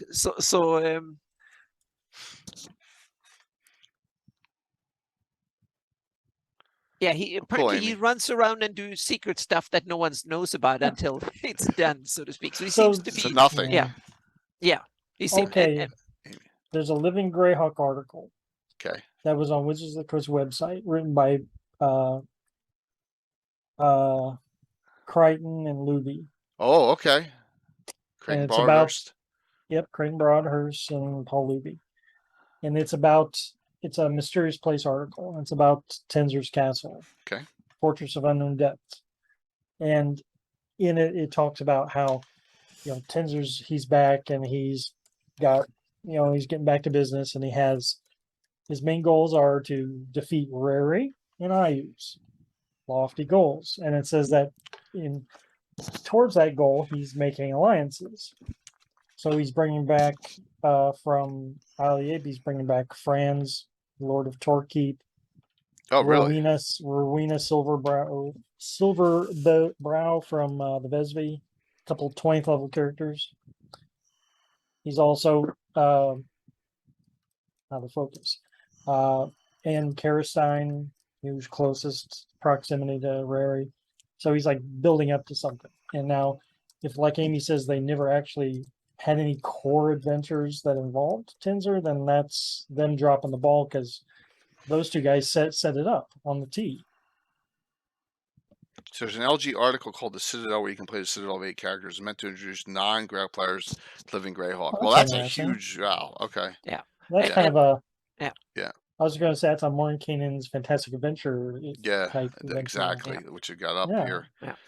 So note, Cam, that when we had Jim Ward on, he talked about a lot in the early days in Starship Warden and his Metamorphosis Alpha games that Gary would play Mordenkainen and that he would kill Mordenkainen off every adventure. He'd die every adventure that Jim ran, and that's how Gary called Jim a Monty Hall DM, and that's how the term became. Yeah. So that's how I know that story specifically from Jim Ward telling us. Yeah. We have some more anecdotes from the Living Greyhawk campaign when Okay. it comes to. So first, it seems like he got into a spat with Jaren of the Valley of the Mage.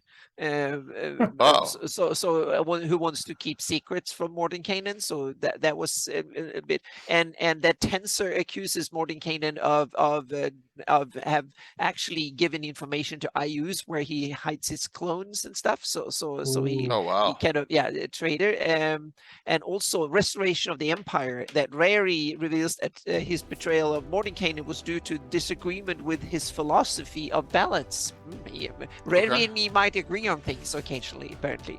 He believed that making peace with Ayus to end the Greyhawk Wars was a mistake. Yep, and that decisive action should rather have been taken to destroy him, Just meaning like Anna Ayus. said. Yeah. And then you have Of Elven Make. This is an interesting. It's High Folk season 1 adventure 3 of Elven Make. A character falsely claims to be Mordenkainen's son. Mordenkainen Jr. However, he reveals that the true fact that Mordenkainen once lived in High Folk, he operates a market booth named Mordenkainen's Grand Junction, where he dispenses mostly made-up facts about the Circle of Eight. Yep. So Nice. so little tidbits that was it. Not much, but just small little tidbits that I found from the Living Greyhawk. So Someone he's having not a fun. major figure in the Living Greyhawk, apparently. So It's amazing they could get through several years of Living Greyhawk and not use them. there was too much going on. I mean, every region, they couldn't even keep track of it. It sounds like. They just So in Living Greyhawk era, and just adventured up to a couple of years ago, Dungeon Meister had a bastard child of Rary, Aleda. But she got killed in the final fight with Ayus. But so there was So I can see that for someone else. That's the way to go. Yeah, but it's part of the nature of the Living Greyhawk. When you had small regions, every region had to come up with plots and ideas and everything. They were exactly. There were many settings, and they need to have all the master villains and everywhere and so on. So that came with the territory, I think. There was a lot of pluses with the Living Greyhawk. One of the downsides was that every region had to upset things in their home turf, so to speak. Yeah, Amy, I was never a Trader fan, but I went with it, and to this day, he's never been touched in my campaign because I just don't want to go there. It's just that level of high. I don't know. I like to have a Trader occasionally, and he seemed to be a slippery dude. So, but he's still out in the Bright Desert in my game. I'm like, oh yeah. No one's ever going out there. I gave an opportunity to one of Walt's characters. his character Lena, his mage thief, has Yeah. on the map where Philidor's house is supposed to be. Bought it. Yeah. We didn't even realize it till From the Ashes came out. And she went to I forget which one she talked to. She said, "Yeah, we'll consider you. But we want you to go out into the Bright Desert, and you got to kill Rary and bring back his head, Yeah. But and then we'll wouldn't that? consider you." It's like, Yeah. nah, I'm not Wouldn't doing that be that. cool to have a campaign against an unseat Rary out there? Have a long-term campaign, have a lot of desert props on the table, and go out there for a 6 months spat or something. It would be cool, but I think that that is for end game when I'm 65 to 70 years Okay. old. Yeah. I think maybe No. You mean when you're 95? I meant, because, yeah. Otherwise, it's like in 10, 15 years. I here, want to get and- to 50. I got 8 to go. I want to Okay, get to yeah. 50 years. Hey, we're at 966 tomorrow night. We're almost getting to 1,000. So that 1,000th adventure. So, Mike, what your thoughts up through the Living Greyhawk era? I think there's a lot of references, and pulling them all together is quite a daunting task. Great point. Yeah.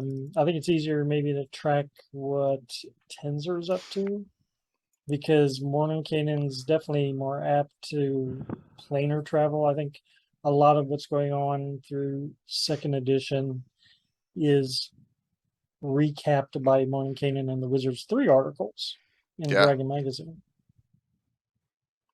And that's Roger Moore's book, Greyhawk, The Adventure Begins, starts at 591 after Rary's betrayal. I think perhaps show the work at 598. So, yeah, 591 to 598 is the Living Greyhawk time frame. So that's the year of the Living Greyhawk stuff. So that's why a lot of Anna's maps have Living Greyhawk notations of places you may never know what they are. Like Jewel Light on my Celine map, Giulite appears in one little adventure that was in that area, and that's why Verberblanc is filled with locations. They're all from the Living Greyhawk era of 598. All right, yeah. And Living Greyhawk is not, technically is not canon, but is this book canon? The one you see below me right now. And this is where we're going to talk some major machinations of Mordenkainen in this book. So, yep. I think it's canon in that because of the authors, it follows the canon of Paizo. Yep. So Mordenkainen appears directly in this adventure. And by the way, this is the adventure where Rigby is dead. Rigby's been hiding out after they freed Ayus from the God Trap, and they tried killing him. Rabalar, him, and Quij and Rigby. And he's like, he hides out till he dies of old age. But the Ayusians still want to do awful things to his corpse, which I guess that's what chaotic evils do. So we ran this before we were streaming, right before. And if we go all the way ahead to some chapters here, there's a really great chapter where you're going to break into the guild, the College of Wizardry. It is fun. Ocean 11 style. Yeah, it is a fun thing. And this is, God, I wish I remember. I wish I had checked ahead of time. That's Tower of War. Oh, you see, there's Vane. Poor Vane gets killed over and over and over wherever he is. I think it's around that time. No, it's Mordenkainen has moved into the city because there's stuff he's looking for in that module, right? Absolutely. It should be. It's right. It's before the return of the Tower of War. So I think it's chapter 4. Yeah, it's chapter 4. So in chapter 4, what happens is the following: you in order to even get into the tower, the one tower, you got to go into the very top sanctum of the guild. Very top Mordenkainen's secret location, Zagig's secret location. The guild, into the Guild of Wizardry. Okay, here it is. So this is Expedition to the Ruins of Greyhawk, the last publication ever done for official, literally the last one. Yeah. Ghost of Saltmarsh doesn't count because it's really technically not official Greyhawk. So this is it, and this is the last 3.5 adventure. Excuse me. I think it was the last 3.5 adventure. This is it when they were done after this. Yeah, this is it. So, you actually are, when you get to the top here, and you gotta dodge all these beholders, the invisible beholders. Invisible. All the Yeah. beholders. Yep. Uh-huh. Yeah. And so what happened is the Iron Brigade in my game, the high level character adventurers, they have friends in the Grey Company, which is all the high level thieves, because they're PCs, and so they mix the groups, and the Thieves Guild characters. That's how I had it. So we actually had a joint group of, which I thought was really neat. Went in and got all the way up into the top, and it's a neat place up top here. Some really cool items, and it's talked about. And here now, are you ready? I got to blow this up.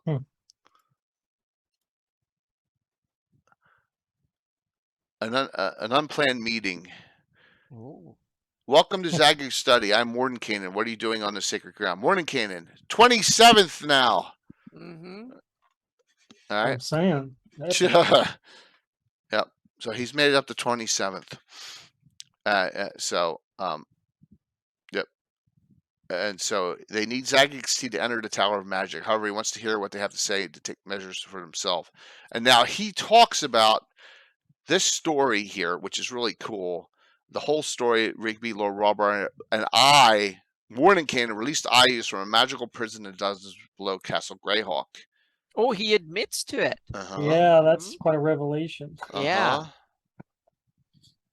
Yeah. Why was it ever explained why Zagig was spelled Zagig in this product? I think that maybe they just decided that they wanted to not have an issue with Gale. No. It's with this spelling with I is when he is immortal. Mortal. And why when he's a god. Okay. Mm-hmm. Yeah. When he become deified and become a god, that's then change the name to a Y, Zagig with that's a Y. Cool. Yep. You just gave me information I never knew about. Yep. All right. So here, Rigby's corpse lies at the Temple of Bacchus, and Robler is changed. So we Robler is actually not Robler, but Laro. So a few years ago, to close the Greyhawk Wars, my old friend Rary betrayed me and the other wizards in the circle. All the contenders lay dead. My old apprentice Bigby clung to life. So Rary's betrayal was unexpected and not entirely out of his character. All right, well, there's a little revelation there. Look, I love how he puts they put this in. The circle have been struck before. Indeed, its members had even been killed before, and it should say multiple times, but it doesn't there. So, yeah. So he talks about here how Roblar got changed, and it really is not the real Roblar here all along. You can take that with a grain of salt or whatever. There's an alternate world, Earth, and a lot of them are negative copies. So he said, I once made a promise to Zagig I would never again enter Castle Greyhawk, and I intend to honor my oath. You, however, are headed there now. You need to get this key in. I will give you it for only one condition. Find the Orb of Opposition, touch it to Balara's skin, and return my friend to Earth. So he's asking you to bring the real Roblar back. That's a good cause. Okay. But Roblar, the real Roblar is evil. Yep. So, but I guess, hey, Skagith. Hope you're doing well. Yep. So Skagith, I'll say this to the group. I have a group of of kids, all 16, 17, and 18, that have never played D&D before, and I got a DM for them. Skagith, you're gonna just got Grim Barrett. One of them wants to play a monk. First time, right?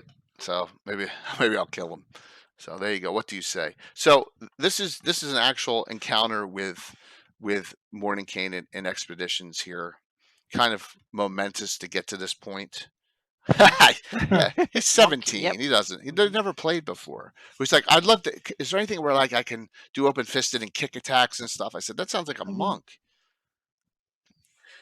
Hey, monks exist in my game in here. In fact, there's a monk duel in this adventure because Zuwoken You actually release Zorokin back on the world in this adventure, and there's a whole Zorokin sect of monks here that you can actually fight them to take the title as the champion. So that exists in this too. Yep. Yep. Absolutely. All right. So just wanted to discuss this. That this is the last thing I know of in Greyhawk that's published for Mordenkainen. Everything beyond this is general wizard stuff. Mike, thoughts, Thoughts? comments, It's other data. not. It's definitely the last Greyhawk stamped thing, but not the last of Mordenkainen in Exactly. published works. Not by far. Yep. Right. Okay. Anna, what do you think? Well, yeah, it's the last Greyhawk, but there is he has some other stuff going on, and apparently he got lost in Barovia. And if you get technical with the dates, he might still be in Barovia until year 7, 10, or something Yeah, like that. I was Yeah. going to bring that up too. Wow. He did. We're Yep. doing some timeline. It Yeah. was like kind of stealthed on me, but yeah, Forgotten Realms updated the Greyhawk timeline. Yeah, for with us. if someone had done the comparison between Common Year and Yeah. Dale Reckoning, and then he's actually stuck in Yeah. Barovia for another 200 years in Oh my my my God. game, so to speak. So that means that I don't have to contend And if I George is right. Yeah. He because this is what I do. Well, now we're finally getting onto my notes. Okay, perfect. Take it away. We're almost done. We finally got to my notes. I went to the Forgotten Realms wiki. I was like, I already know all this Yep. Greyhawk stuff about I want to see what Forgotten Realms says about Mordenkainen. And the very first thing on there talks about how his nickname is the Mad Mage of Mount Veritas, and how when he finally gets out of there, he's in Waterdeep, and Elminster's like nursing him back to health. Yeah, because he And- stayed there for like a year Yeah, in and- Barovia time, and that is Yeah. like a lot of years in Common Years And or Dale Reckoning. George is right. He's in Ed Greenwood's novel Death Masks, which I've never read.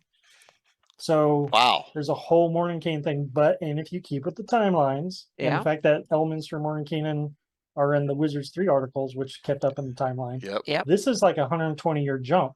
Yep.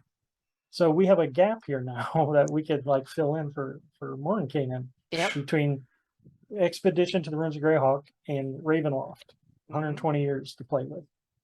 That's I don't know so of he anyone can- who's that far out even in their campaign. No, I guess not. So then Wow. you can mount a rescue operation if you find out that he's in Barovia. If you want to do a Ravenloft adventure, you can actually go and rescue him as a if you want to. That could be a cool adventure. What realm's he in? I don't know. It just said Barovia. I don't know the Oh, details. Barovia Strahd's realm. Yeah. See, mhm. Yeah. because of Forgotten Realms now, all the 5th edition references now to Mordenkainen are set in this timeline. So what follows from that is Descent into Avernus. There's a reference to Mordenkainen having a tower there Mhm. called the Tower of Yep. URM, and he's studying, Okay. the hells or something. Yeah. Interesting. So Mordenkainen's still doing his thing. He's not, but it doesn't mention what's going on in the world of Greyhawk. Right. Yeah. So Yes, wibbly wobbly, timey wimey. for I'm sure. go- Yeah. I don't know if I have any good pictures. When have I used them? Question.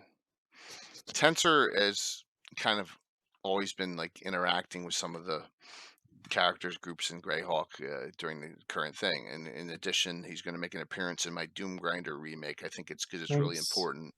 Yeah, not Mordenkainen, but Tensor. But Oh, okay. Yeah. But the first time, and these are really bad pictures, and then we're going to go over spells, if that's okay.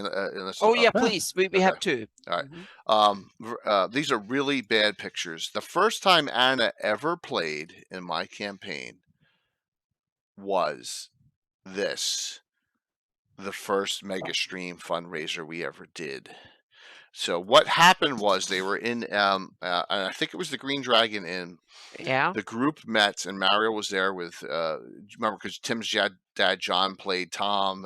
Everyone played their Leuven, a high-level character adventure.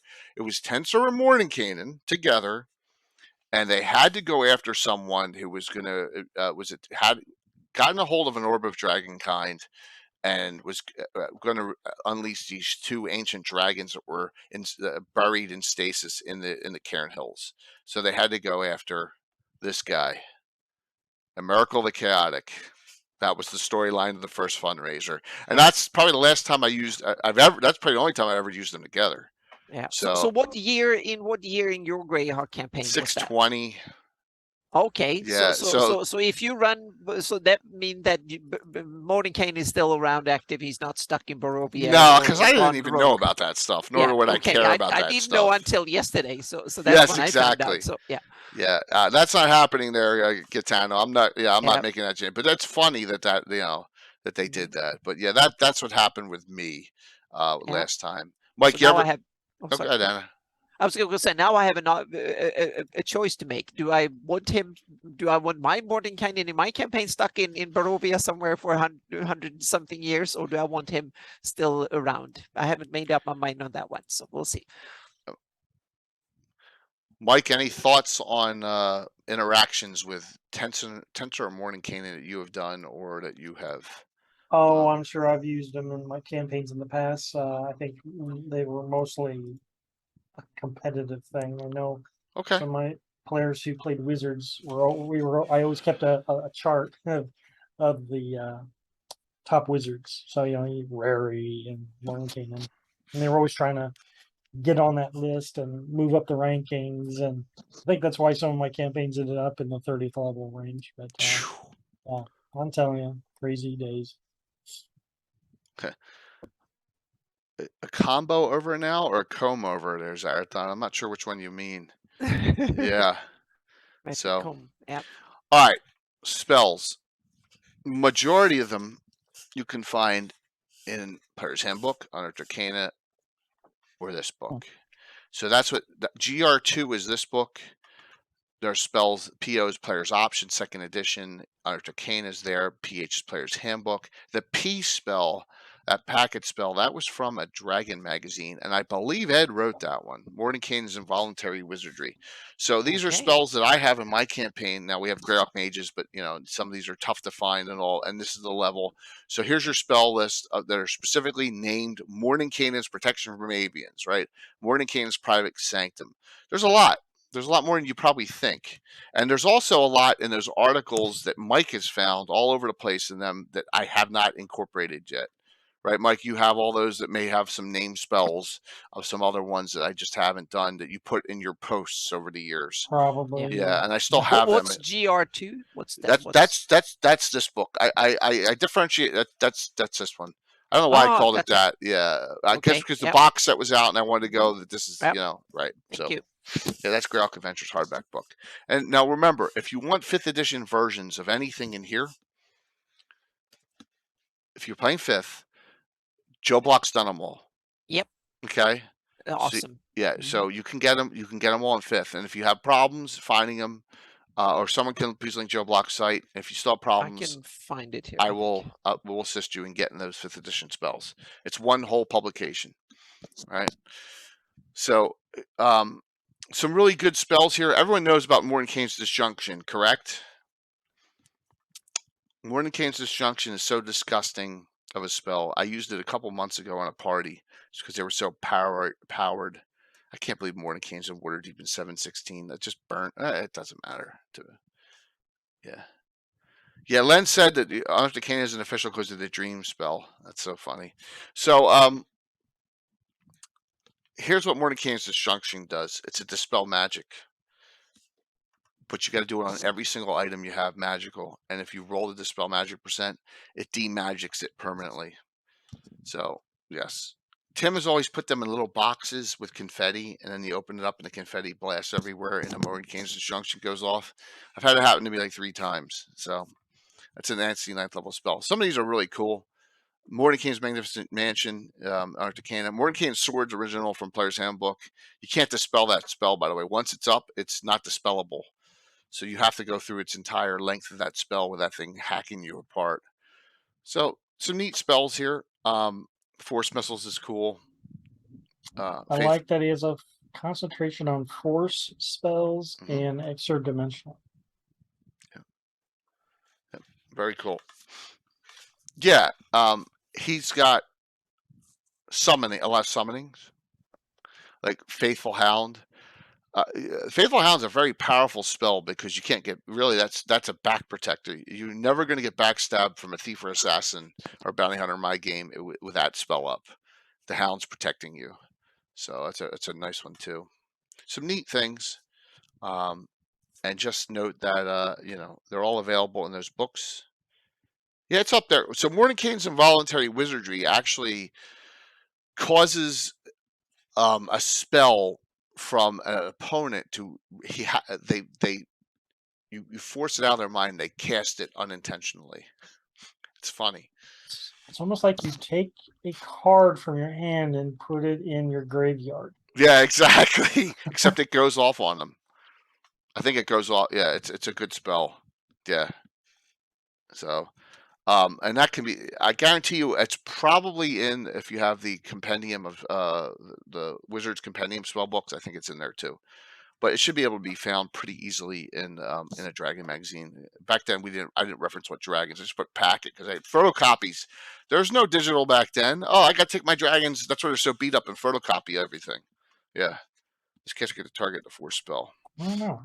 I don't remember 100%. I have that. It's downstairs. Unfortunately, I don't have the spell description on me. It's in my Magic User book list spell. Seem not worth it to cast the spell if you're going to still give that person the control over it. I think they cast it and it goes off just on them. If I recall correctly, it's like a short-term dominate spell, right? Kind of, yeah. It's a funny spell. It's a good one. All right, Tensor. Now, I also thought his theme was interesting too. You get that low level, you got a disc for warrior stuff, and then all of his other spells are about making a wizard into a frontline fighter. Right, which can have a series of bad effects for if you allow multi-classers to go higher. But some of these, steady aim is big. Anna has her character, her ranger mage has this, where she can cast this. You can do, in my game, you remember you can only move 10 feet. You can do your full movement to 120 inches or whatever and still shoot with no penalty. So you're running with your bow out and you can take shots. Deadly Strike's a critical hit. Max damage. Giant Strength is a super strength spell. Measures of Arms gives you specialization, weapon specialization. Some Destructive Resonance is almost like it's a magnetism spell. Which is kind of a little different for them. Fortunes of War is a really nasty spell. It's just as nasty Transformation is. Transformation makes you go berserk and stuff. That's a cool one. I do have that. I do have that, Troy. I mean, oh my God, this is me, Patrick. I have it. So it's in this pile back here. I have not compiled, man. I've just I do have that. Absolutely have that book that he put in Guild. It's a third-party book. I do, and I appreciate it. So here's a story. You see this DMO? This is DM's option, super high-level play, 2nd edition. I was in a store, and I think I was in a Walden Books. I'm almost positive. I was in a Walden Books or a place called Allied Hobbies back when I was whenever it came out. And I'm like, this book sucks. I don't need this. But I'm flipping through it and I go, oh my God, there's a tensor spell. Now, there is no taking pictures with phones back then. There's no, right? So I sat there and I memorized the spell. And then I went home and immediately wrote it down and transcribed it. The spell does 20, the spell range is sight. Tensor's telling below. Sight. Wow. That's you could be on a mountain sight target. Mm-hmm. Yep. On a target, 20 die 8 plus 20. As long as they're in combat, in a combat situation, they have to be in a melee fighting combat. You may target them for that amount of damage, 20 I8 plus 20. It's 9th level. And it's in that book, Tensor's Telling Blow. Yep. So, neat spell. It's never been cast in my campaign. Because who casts 9th level spells in my campaign? Only How America. many able casters that able to cast 9th How level many spells do player you have? characters? Yeah, do you have any? 0. We Okay. have no 18th level spellcasters. Yep. The highest level spellcaster in our campaign you adventured with is Tim's character Fensick. He's a straight level 16th level magic user now. It's almost there. Yep. He Almost plays there. him once every 5 years though. So. He needs to play more often. Someday. Yep. Fensick and Leuven. Someday when you're Adventure with all Hawk 80, gets you will number. sit around the table and he will Yeah. make it so you can cast 9th level spells. That's it. The highest level. Junction. So we have no one can cast 9th level spells. So that's it for those spells. Once again, most of them. Oh, thank you, Bloodwild. Really cool. You can get these almost all of them are going to be in the player's handbook. There's no tensor spells in Ars Arcana. It's interesting, and the Greyhawk Adventures book or the 5th edition Joe Block stuff. So destructive resonance and telling blow are the two you're going to have to do a little. That's player's option 2nd edition, and telling blow is the high level. And I really need to transpose that Mordenkainen book in that Patrick gave me about a year and a half ago. I need to get to that. DM's option, like a player's option, high level. DM's option, high level it is. McDrunk again, gotcha. I'll give you a 2-week VIP. So those are the spells that are named in my game because we have a Greyhawk Mage. And so we have, if you, whatever one of the Circle of 8 or you could do Leomans or a couple others that have a certain amount of spell lists. You can get other named spells, but you will know almost all those spells by the time you get at each level. You'll know all of them from that spellcaster, which is kind of neat. So it's a cool class. So, all right. What do you think in closing here on Mordenkainen and Tensors? We don't want to delve into the Wizards of the Code wizard stuff. I mean, I to see that he's running around a Waterdeep is 100 years after everything we've done is bizarre. Well, we don't. Yeah, it depends on. But what I want to say is that I want to use them more in the political sense. They are power brokers and power players up in the high echelons of power, meaning what they do or don't do and who they support and give intelligence and so on to matters. And that's where I want to see them, so to speak, and use them in my campaign, so to speak. Then then I have to figure out, is Mordenkainen caught up somewhere else and indisposed, so to speak, and who wants him back and who doesn't want him back, if that's the case. I haven't made up my mind yet. So, but that's where I want to see them both use, both Tensor and Mordenkainen as these kind of power brokers and stuff that occasionally can make a cameo appearance here and there, maybe, so to speak. But they're behind the scenes, like I use and others. They're like villains, but on the good side, so to speak, or the anti-villains, or the heroes, so to speak, in the background. Quest givers, suppliers, and stuff like that. Guides and mentors, maybe someday. I'm glad they're not using, and I'm glad they're not using Tensor and 5e. Mordenkainen they've really absconded with. Yeah. Mike, you're a big Wars aficionado. Yeah. Do they appear in either of them appear in Wars? Not unless it's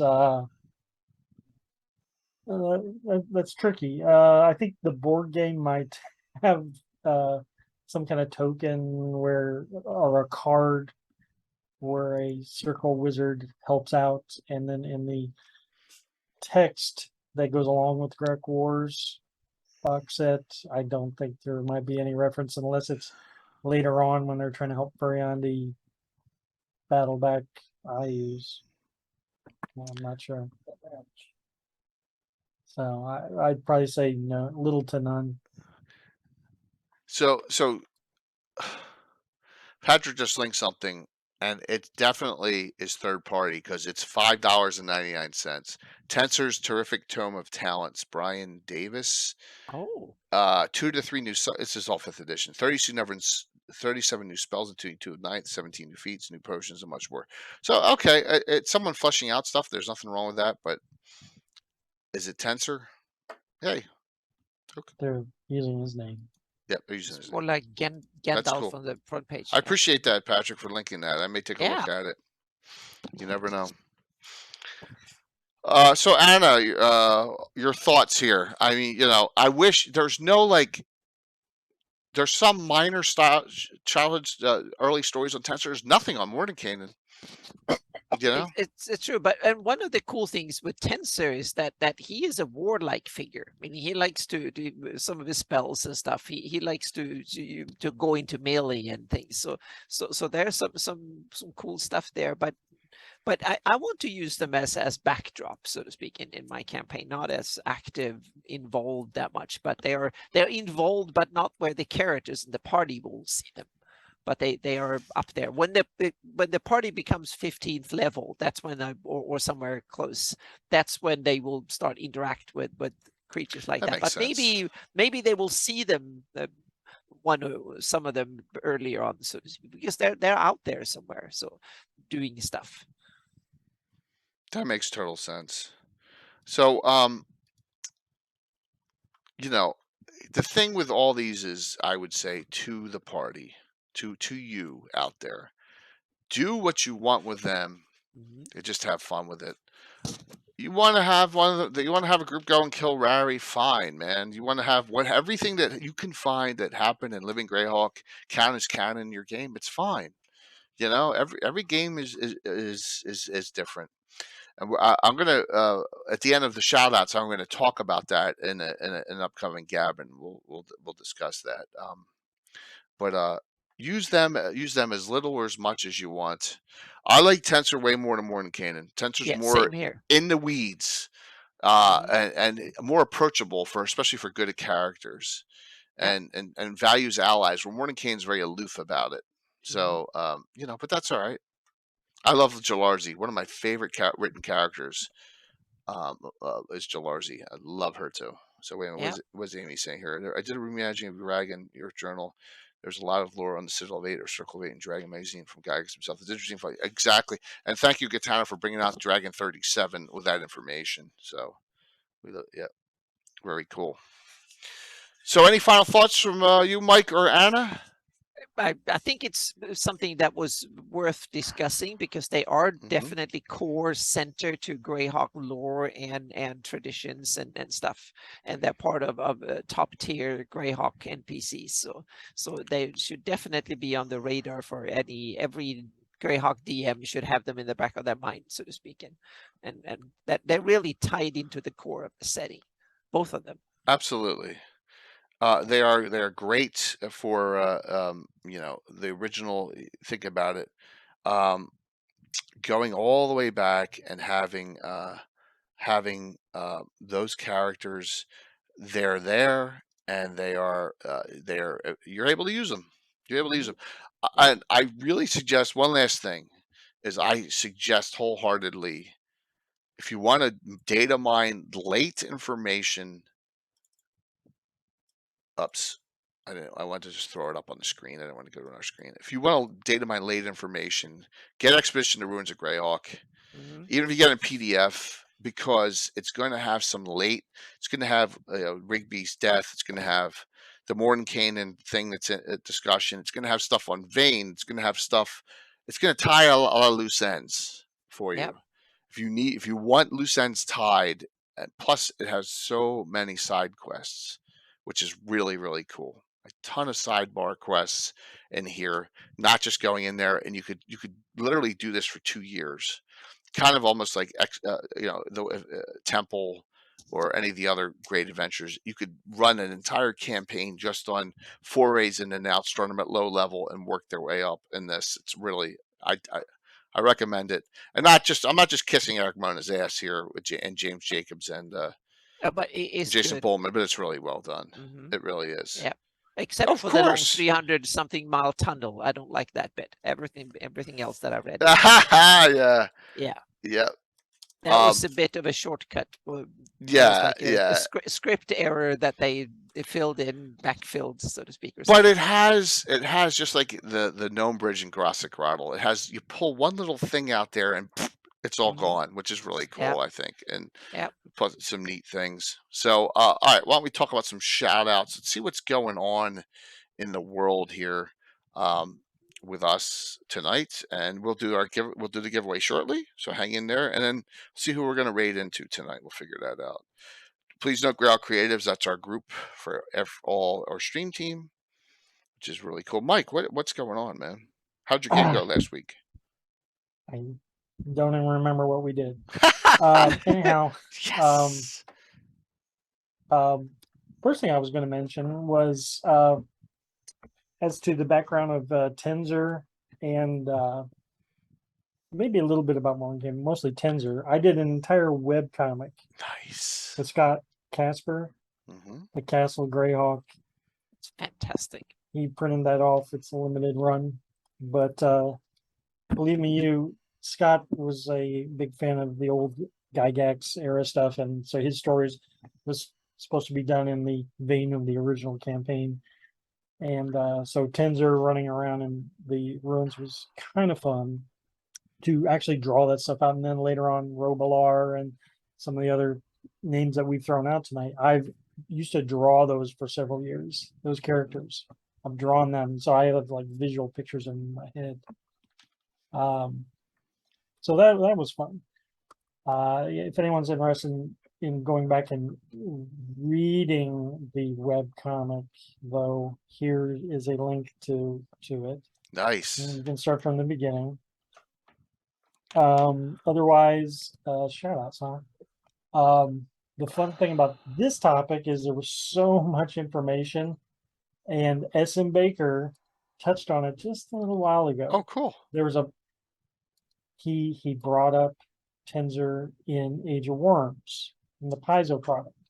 And okay. That's the topic of my latest blog post. Nice. Which I totally kept back, where it talks all about Manzorian the Archmage. Look at that timing. Good old Manzorian. Yeah, which is. Look at that. Which is AKA Tensor. So this is all the Paizo era information that you may or may not want to know about. It kind of ties in real nice. If you had Return the 8, it ties in real nicely with that module. Otherwise, I'm running Hidden Shrine of Tomoa-chan on Thursday, at least for another couple weeks until the 5e Spelljammer comes out, and then we're going to go crazy on that, I think. Oh, wow. Very cool. Awesome. It's you run Tomocon in 5e, you said? Yeah. Okay. Is it Harold Johnson's reprint? It's just the adaptation of the Harold Johnson. Yeah. What a crazy adventure. Tales from the Yawning Portal. What a crazy adventure that is. Yeah. That's the great thing about that back then stuff. I mean, you got that vampire wandering around in there, and it's just some nutty stuff. Did they get by the Will-O-Wisp yet? We've only been on the first room. Oh we'll never get through the whole thing. It's bigger than I realized. Oh yeah. That's a tournament adventure. Yeah, there's no way. Oh my gosh. No way. And there's stuff in there that's really tough to figure out. Really tough. Yeah. It's a tough adventure by far. Well, that's awesome, Mike. Great to hear that you're doing that. Yeah. So Anna, what's going on? A lot of stuff. I posted something. I gotta step away real quick. I'll be right back. Yep. On my Patreon blog for my top tier patrons, because I've been for some months. At first it was under NDA, and now it's up in the open since a couple of weeks. That I got an invitation to test one of the those new cool AI artificial intelligence graphics generators. And now it's all over Facebook. They had thousands of people testing it out, so to speak, and I was one of them. And it's both scary and fantastic new technology, and this is going to be hugely disruptive. But from a DM world building kind of role-playing game crazy person who loves graphics, it is so cool. You can basically write what you want it to show, and then it generates graphics. And some of it looks like crap, and lots of it looks fabulous. It looks so cool. So there are some of my first, and of course I start putting Greyhawk stuff in there. So it's starting to look cool. So I will definitely use it to illustrate to spice up my cartography and my campaign, so to speak. So there will be more on my adventures using that tool coming up, so to speak, and so that is coming up. And then there is progress made on Altamira, and there is more heraldry coming. The preview for my 598 map, the new one, is out for everybody. So if you go to thank you, Patrick. So if you go to it should be on my website. Otherwise, you go to patreon.com/NABmeyer, and there you can. I'm going to post. Here we go.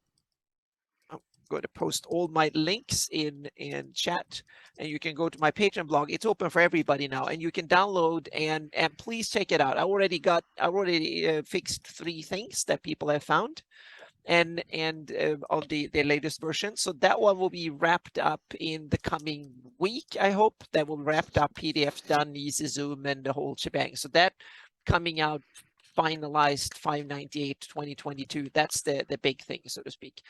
And then there's more heraldry. There is also more stuff on my campaign coming up. And now when I have like a supercomputer that can do cool graphic stuff to help me out, that was one of the reasons that I delayed certain things, because I wasn't allowed to show anyone at first.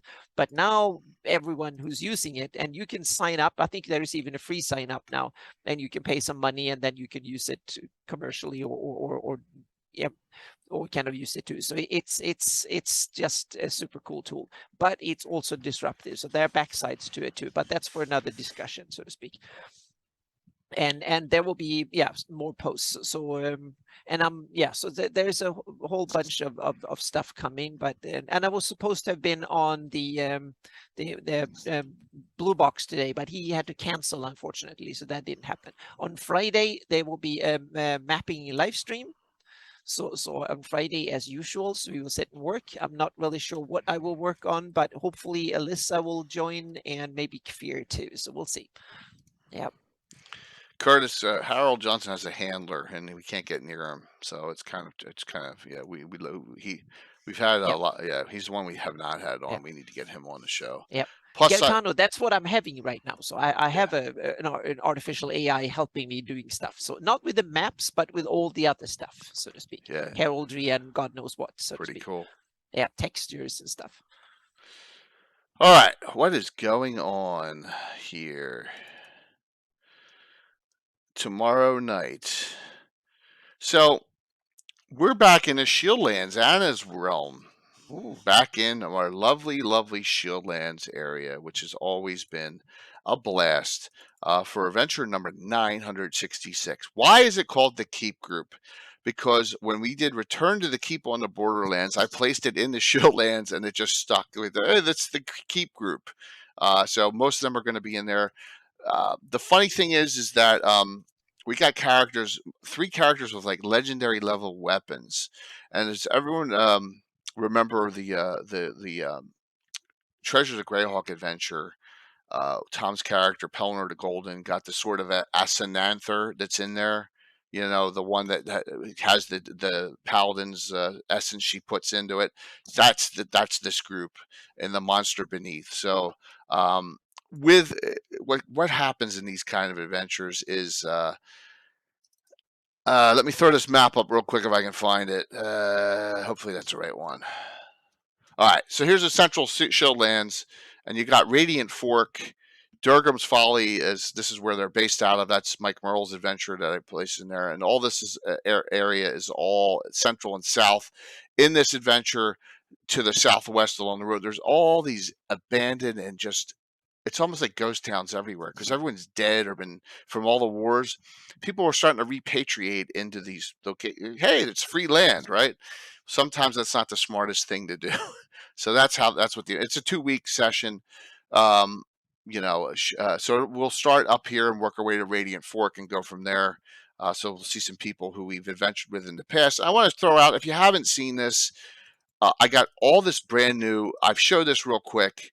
I got all these brand new buildings from Miniature Building Authority's Kickstarter from Wow. Your Village 2. They're all on the table. Yeah, I was like, holy, yeah. I'm gonna be. Thank you, Kirk. He gave us a full painted set, and we didn't even ask for that. It was very nice of him. Our first ever sponsor, Miniature Building Authority, really stepped up, and really gave us some nice stuff here. And I can't even find a shout out. There we go. So that's some really great stuff. So the map, plus I got some really unbelievable gamescape. I mean, this is just a stage photo, but as you can see, man, some really, really unbelievably cool things on the table. And here's the Miniature Building Authority buildings all running along. I'm excited about this one. I got some brand new monsters in here too. I already showed that one, you dumbass. I'm talking to myself. So you get the idea of what's going on in this. But we got some really nice level terrain for the next 2 weeks on this one.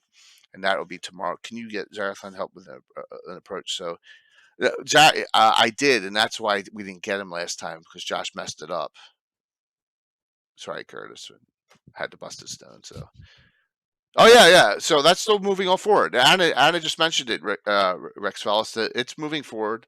The Altamira thing is moving forward. Absolutely. Yep. It's happening. Yep. I just I'm need doing the next step. I need to kick myself in the ass and get moving on writing. Yeah, writing's a lot more difficult than I thought, but we're gonna get it done. I promise. Thank you for saying that. All right. After that, no Saturday game this week. Sunday, DM's Roundtable, the 12th one we've had on the channel. We got some people 3 DMs who've never been in the discussion. Brand new AJ of Winter's Tale. So that's a brand new stream. She is in Perth, Australia. So it's a 12-hour difference. Phoenix Iwaki is a Brit in Japan. He's a 12-hour difference. They're going to be up at 7 o'clock in the morning for this. Sensei Suplex. He's from Atlanta, so it'll be normal time zone. But AJ Winter's Tales had her first game session of this new group yesterday morning, and it was on like at 10 o'clock in the morning because of the 12-hour time difference, and she had 80 average on the first show. Nice. So yeah, it's really good. So we're gonna have all 3 of them on topics, campaign settings, and play styles, but we'll talk about almost anything. Anna and myself ask some questions, bring some questions too. By the way, it's a Troller Game sponsor giveaway that night, so we're gonna be cranking up with a lot of Troller Game giveaways as well, and that is that'll finish up the week with 3 streams. Next week, no topic yet. Mike won't be here for Legends and Lore. We'll finish up Adventure 966 on a week from Thursday, and then a Saturday night special. A special guest is confirmed, Stiletto Assassin, and that's April Hill. She's playing in the group. She's played before in a different group. She is that Kyanthi, that fire elementalist. So we're going to go a little elementalist on. We're going to get a little elementalist on your asses instead of medieval. It's titled the Genie Summoner. Now you may say, all right, you spelled it wrong. I did not. Go into the Monster Manual 2 under Jan. Genie is the term for all the races. Jan, Jin, Deo, Efreet, Marid. Did I miss one? I got all 5. There's 5. Yeah. So Genie, Genie, is the terminology for all 5 of those races. Okay. Just note that. And that'll be Saturday, August 13th. The day after that, in 2 Sundays, John at Blue Box will be with Anna and me, and we're gonna. This is where I was talking about. We're gonna talk about home brewing in a published setting. Okay, that's what we're gonna talk about. And Gaetano feels me a lot on this. Yeah, he feels me a lot. We get this. People are like, "Well, I want this all to be exact canon." Well, that's you drive yourself crazy. Yeah. Right, Mike. So, John, we're gonna talk about Greyhawk, and we're going to talk about what's going on in Aird and how they're going to cross over a little bit, and what John's doing with Altamira as well, and his Aird, my Greyhawk, and we're going to give you some ideas on that. Yep. All right. So that's what's going on. There'll be an Ed discussion sometime this month. There'll be a Call of Cthulhu. We're just waiting on the the logos. There'll be a Call of Cthulhu game on the 26th. It's a Friday night. All right. That we'll be playing in. There's a whole bunch. Yes. I know, Gaetano, I know. So that's what's going on. Let's do the giveaway. We got a lot of stuff going on. Lots of fun stuff. So Tomorrow night's Reaper, by the way. We got multiple Reaper giveaways tomorrow night. So we'll have that fun. Oh, I hate it when my image thing's all messed up. There we go. All right. Last call. The winner gets your choice of two of these. Castanamere, To Find a King, Llewellyn, Swamplight, Horror in the Hill, that's Doug Niles, Duchy of 10 reference, Earthshaker, Legacy of Blood. You got a whole bunch of choices. Okay? Little obscure night here. And we're going to raid into Trollord because they're a sponsor of ours and they're on, and Chuck is DMing. And he's feeling a little bit better, so we're going to raid into Chuck. All right, closing this out. Thanks, everyone, for hanging in there. Very nice discussion tonight. Mike and Anna, thank you as well. Oh, thank you. And thank you, everyone who came and asked questions, came with all the facts that we didn't know and all that stuff. You helped us out a lot. Chad Van Wickman. Cool. It's Chad, you on? Yep. He's on. All right, got it. Nice, dude. I'll get with you on the side. I'll get with you in Discord. We'll figure out what two you want. Okay, I'll get them right to you. Remember, Chad came. He was here in person at my house the last Slav Squad game. He actually came and assisted me, if you remember. So yeah. Yep. It's not rigged. Okay, just note. All right, we'll see you all tomorrow night, 7:30, for a fun game. And remember, multiple giveaways for Reaper, more than likely. And let's raid into Chuck. See you tomorrow night. Thanks, Mike. Thanks, Anna. Ciao. See you. Bye, everyone. All right, let's all go in. Let's see if we can get the full crew into to Chuck and quadruple his numbers. How about that? Sound good?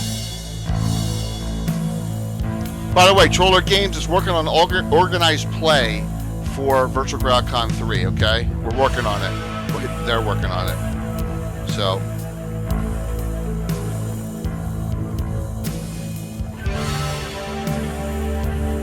Awesome.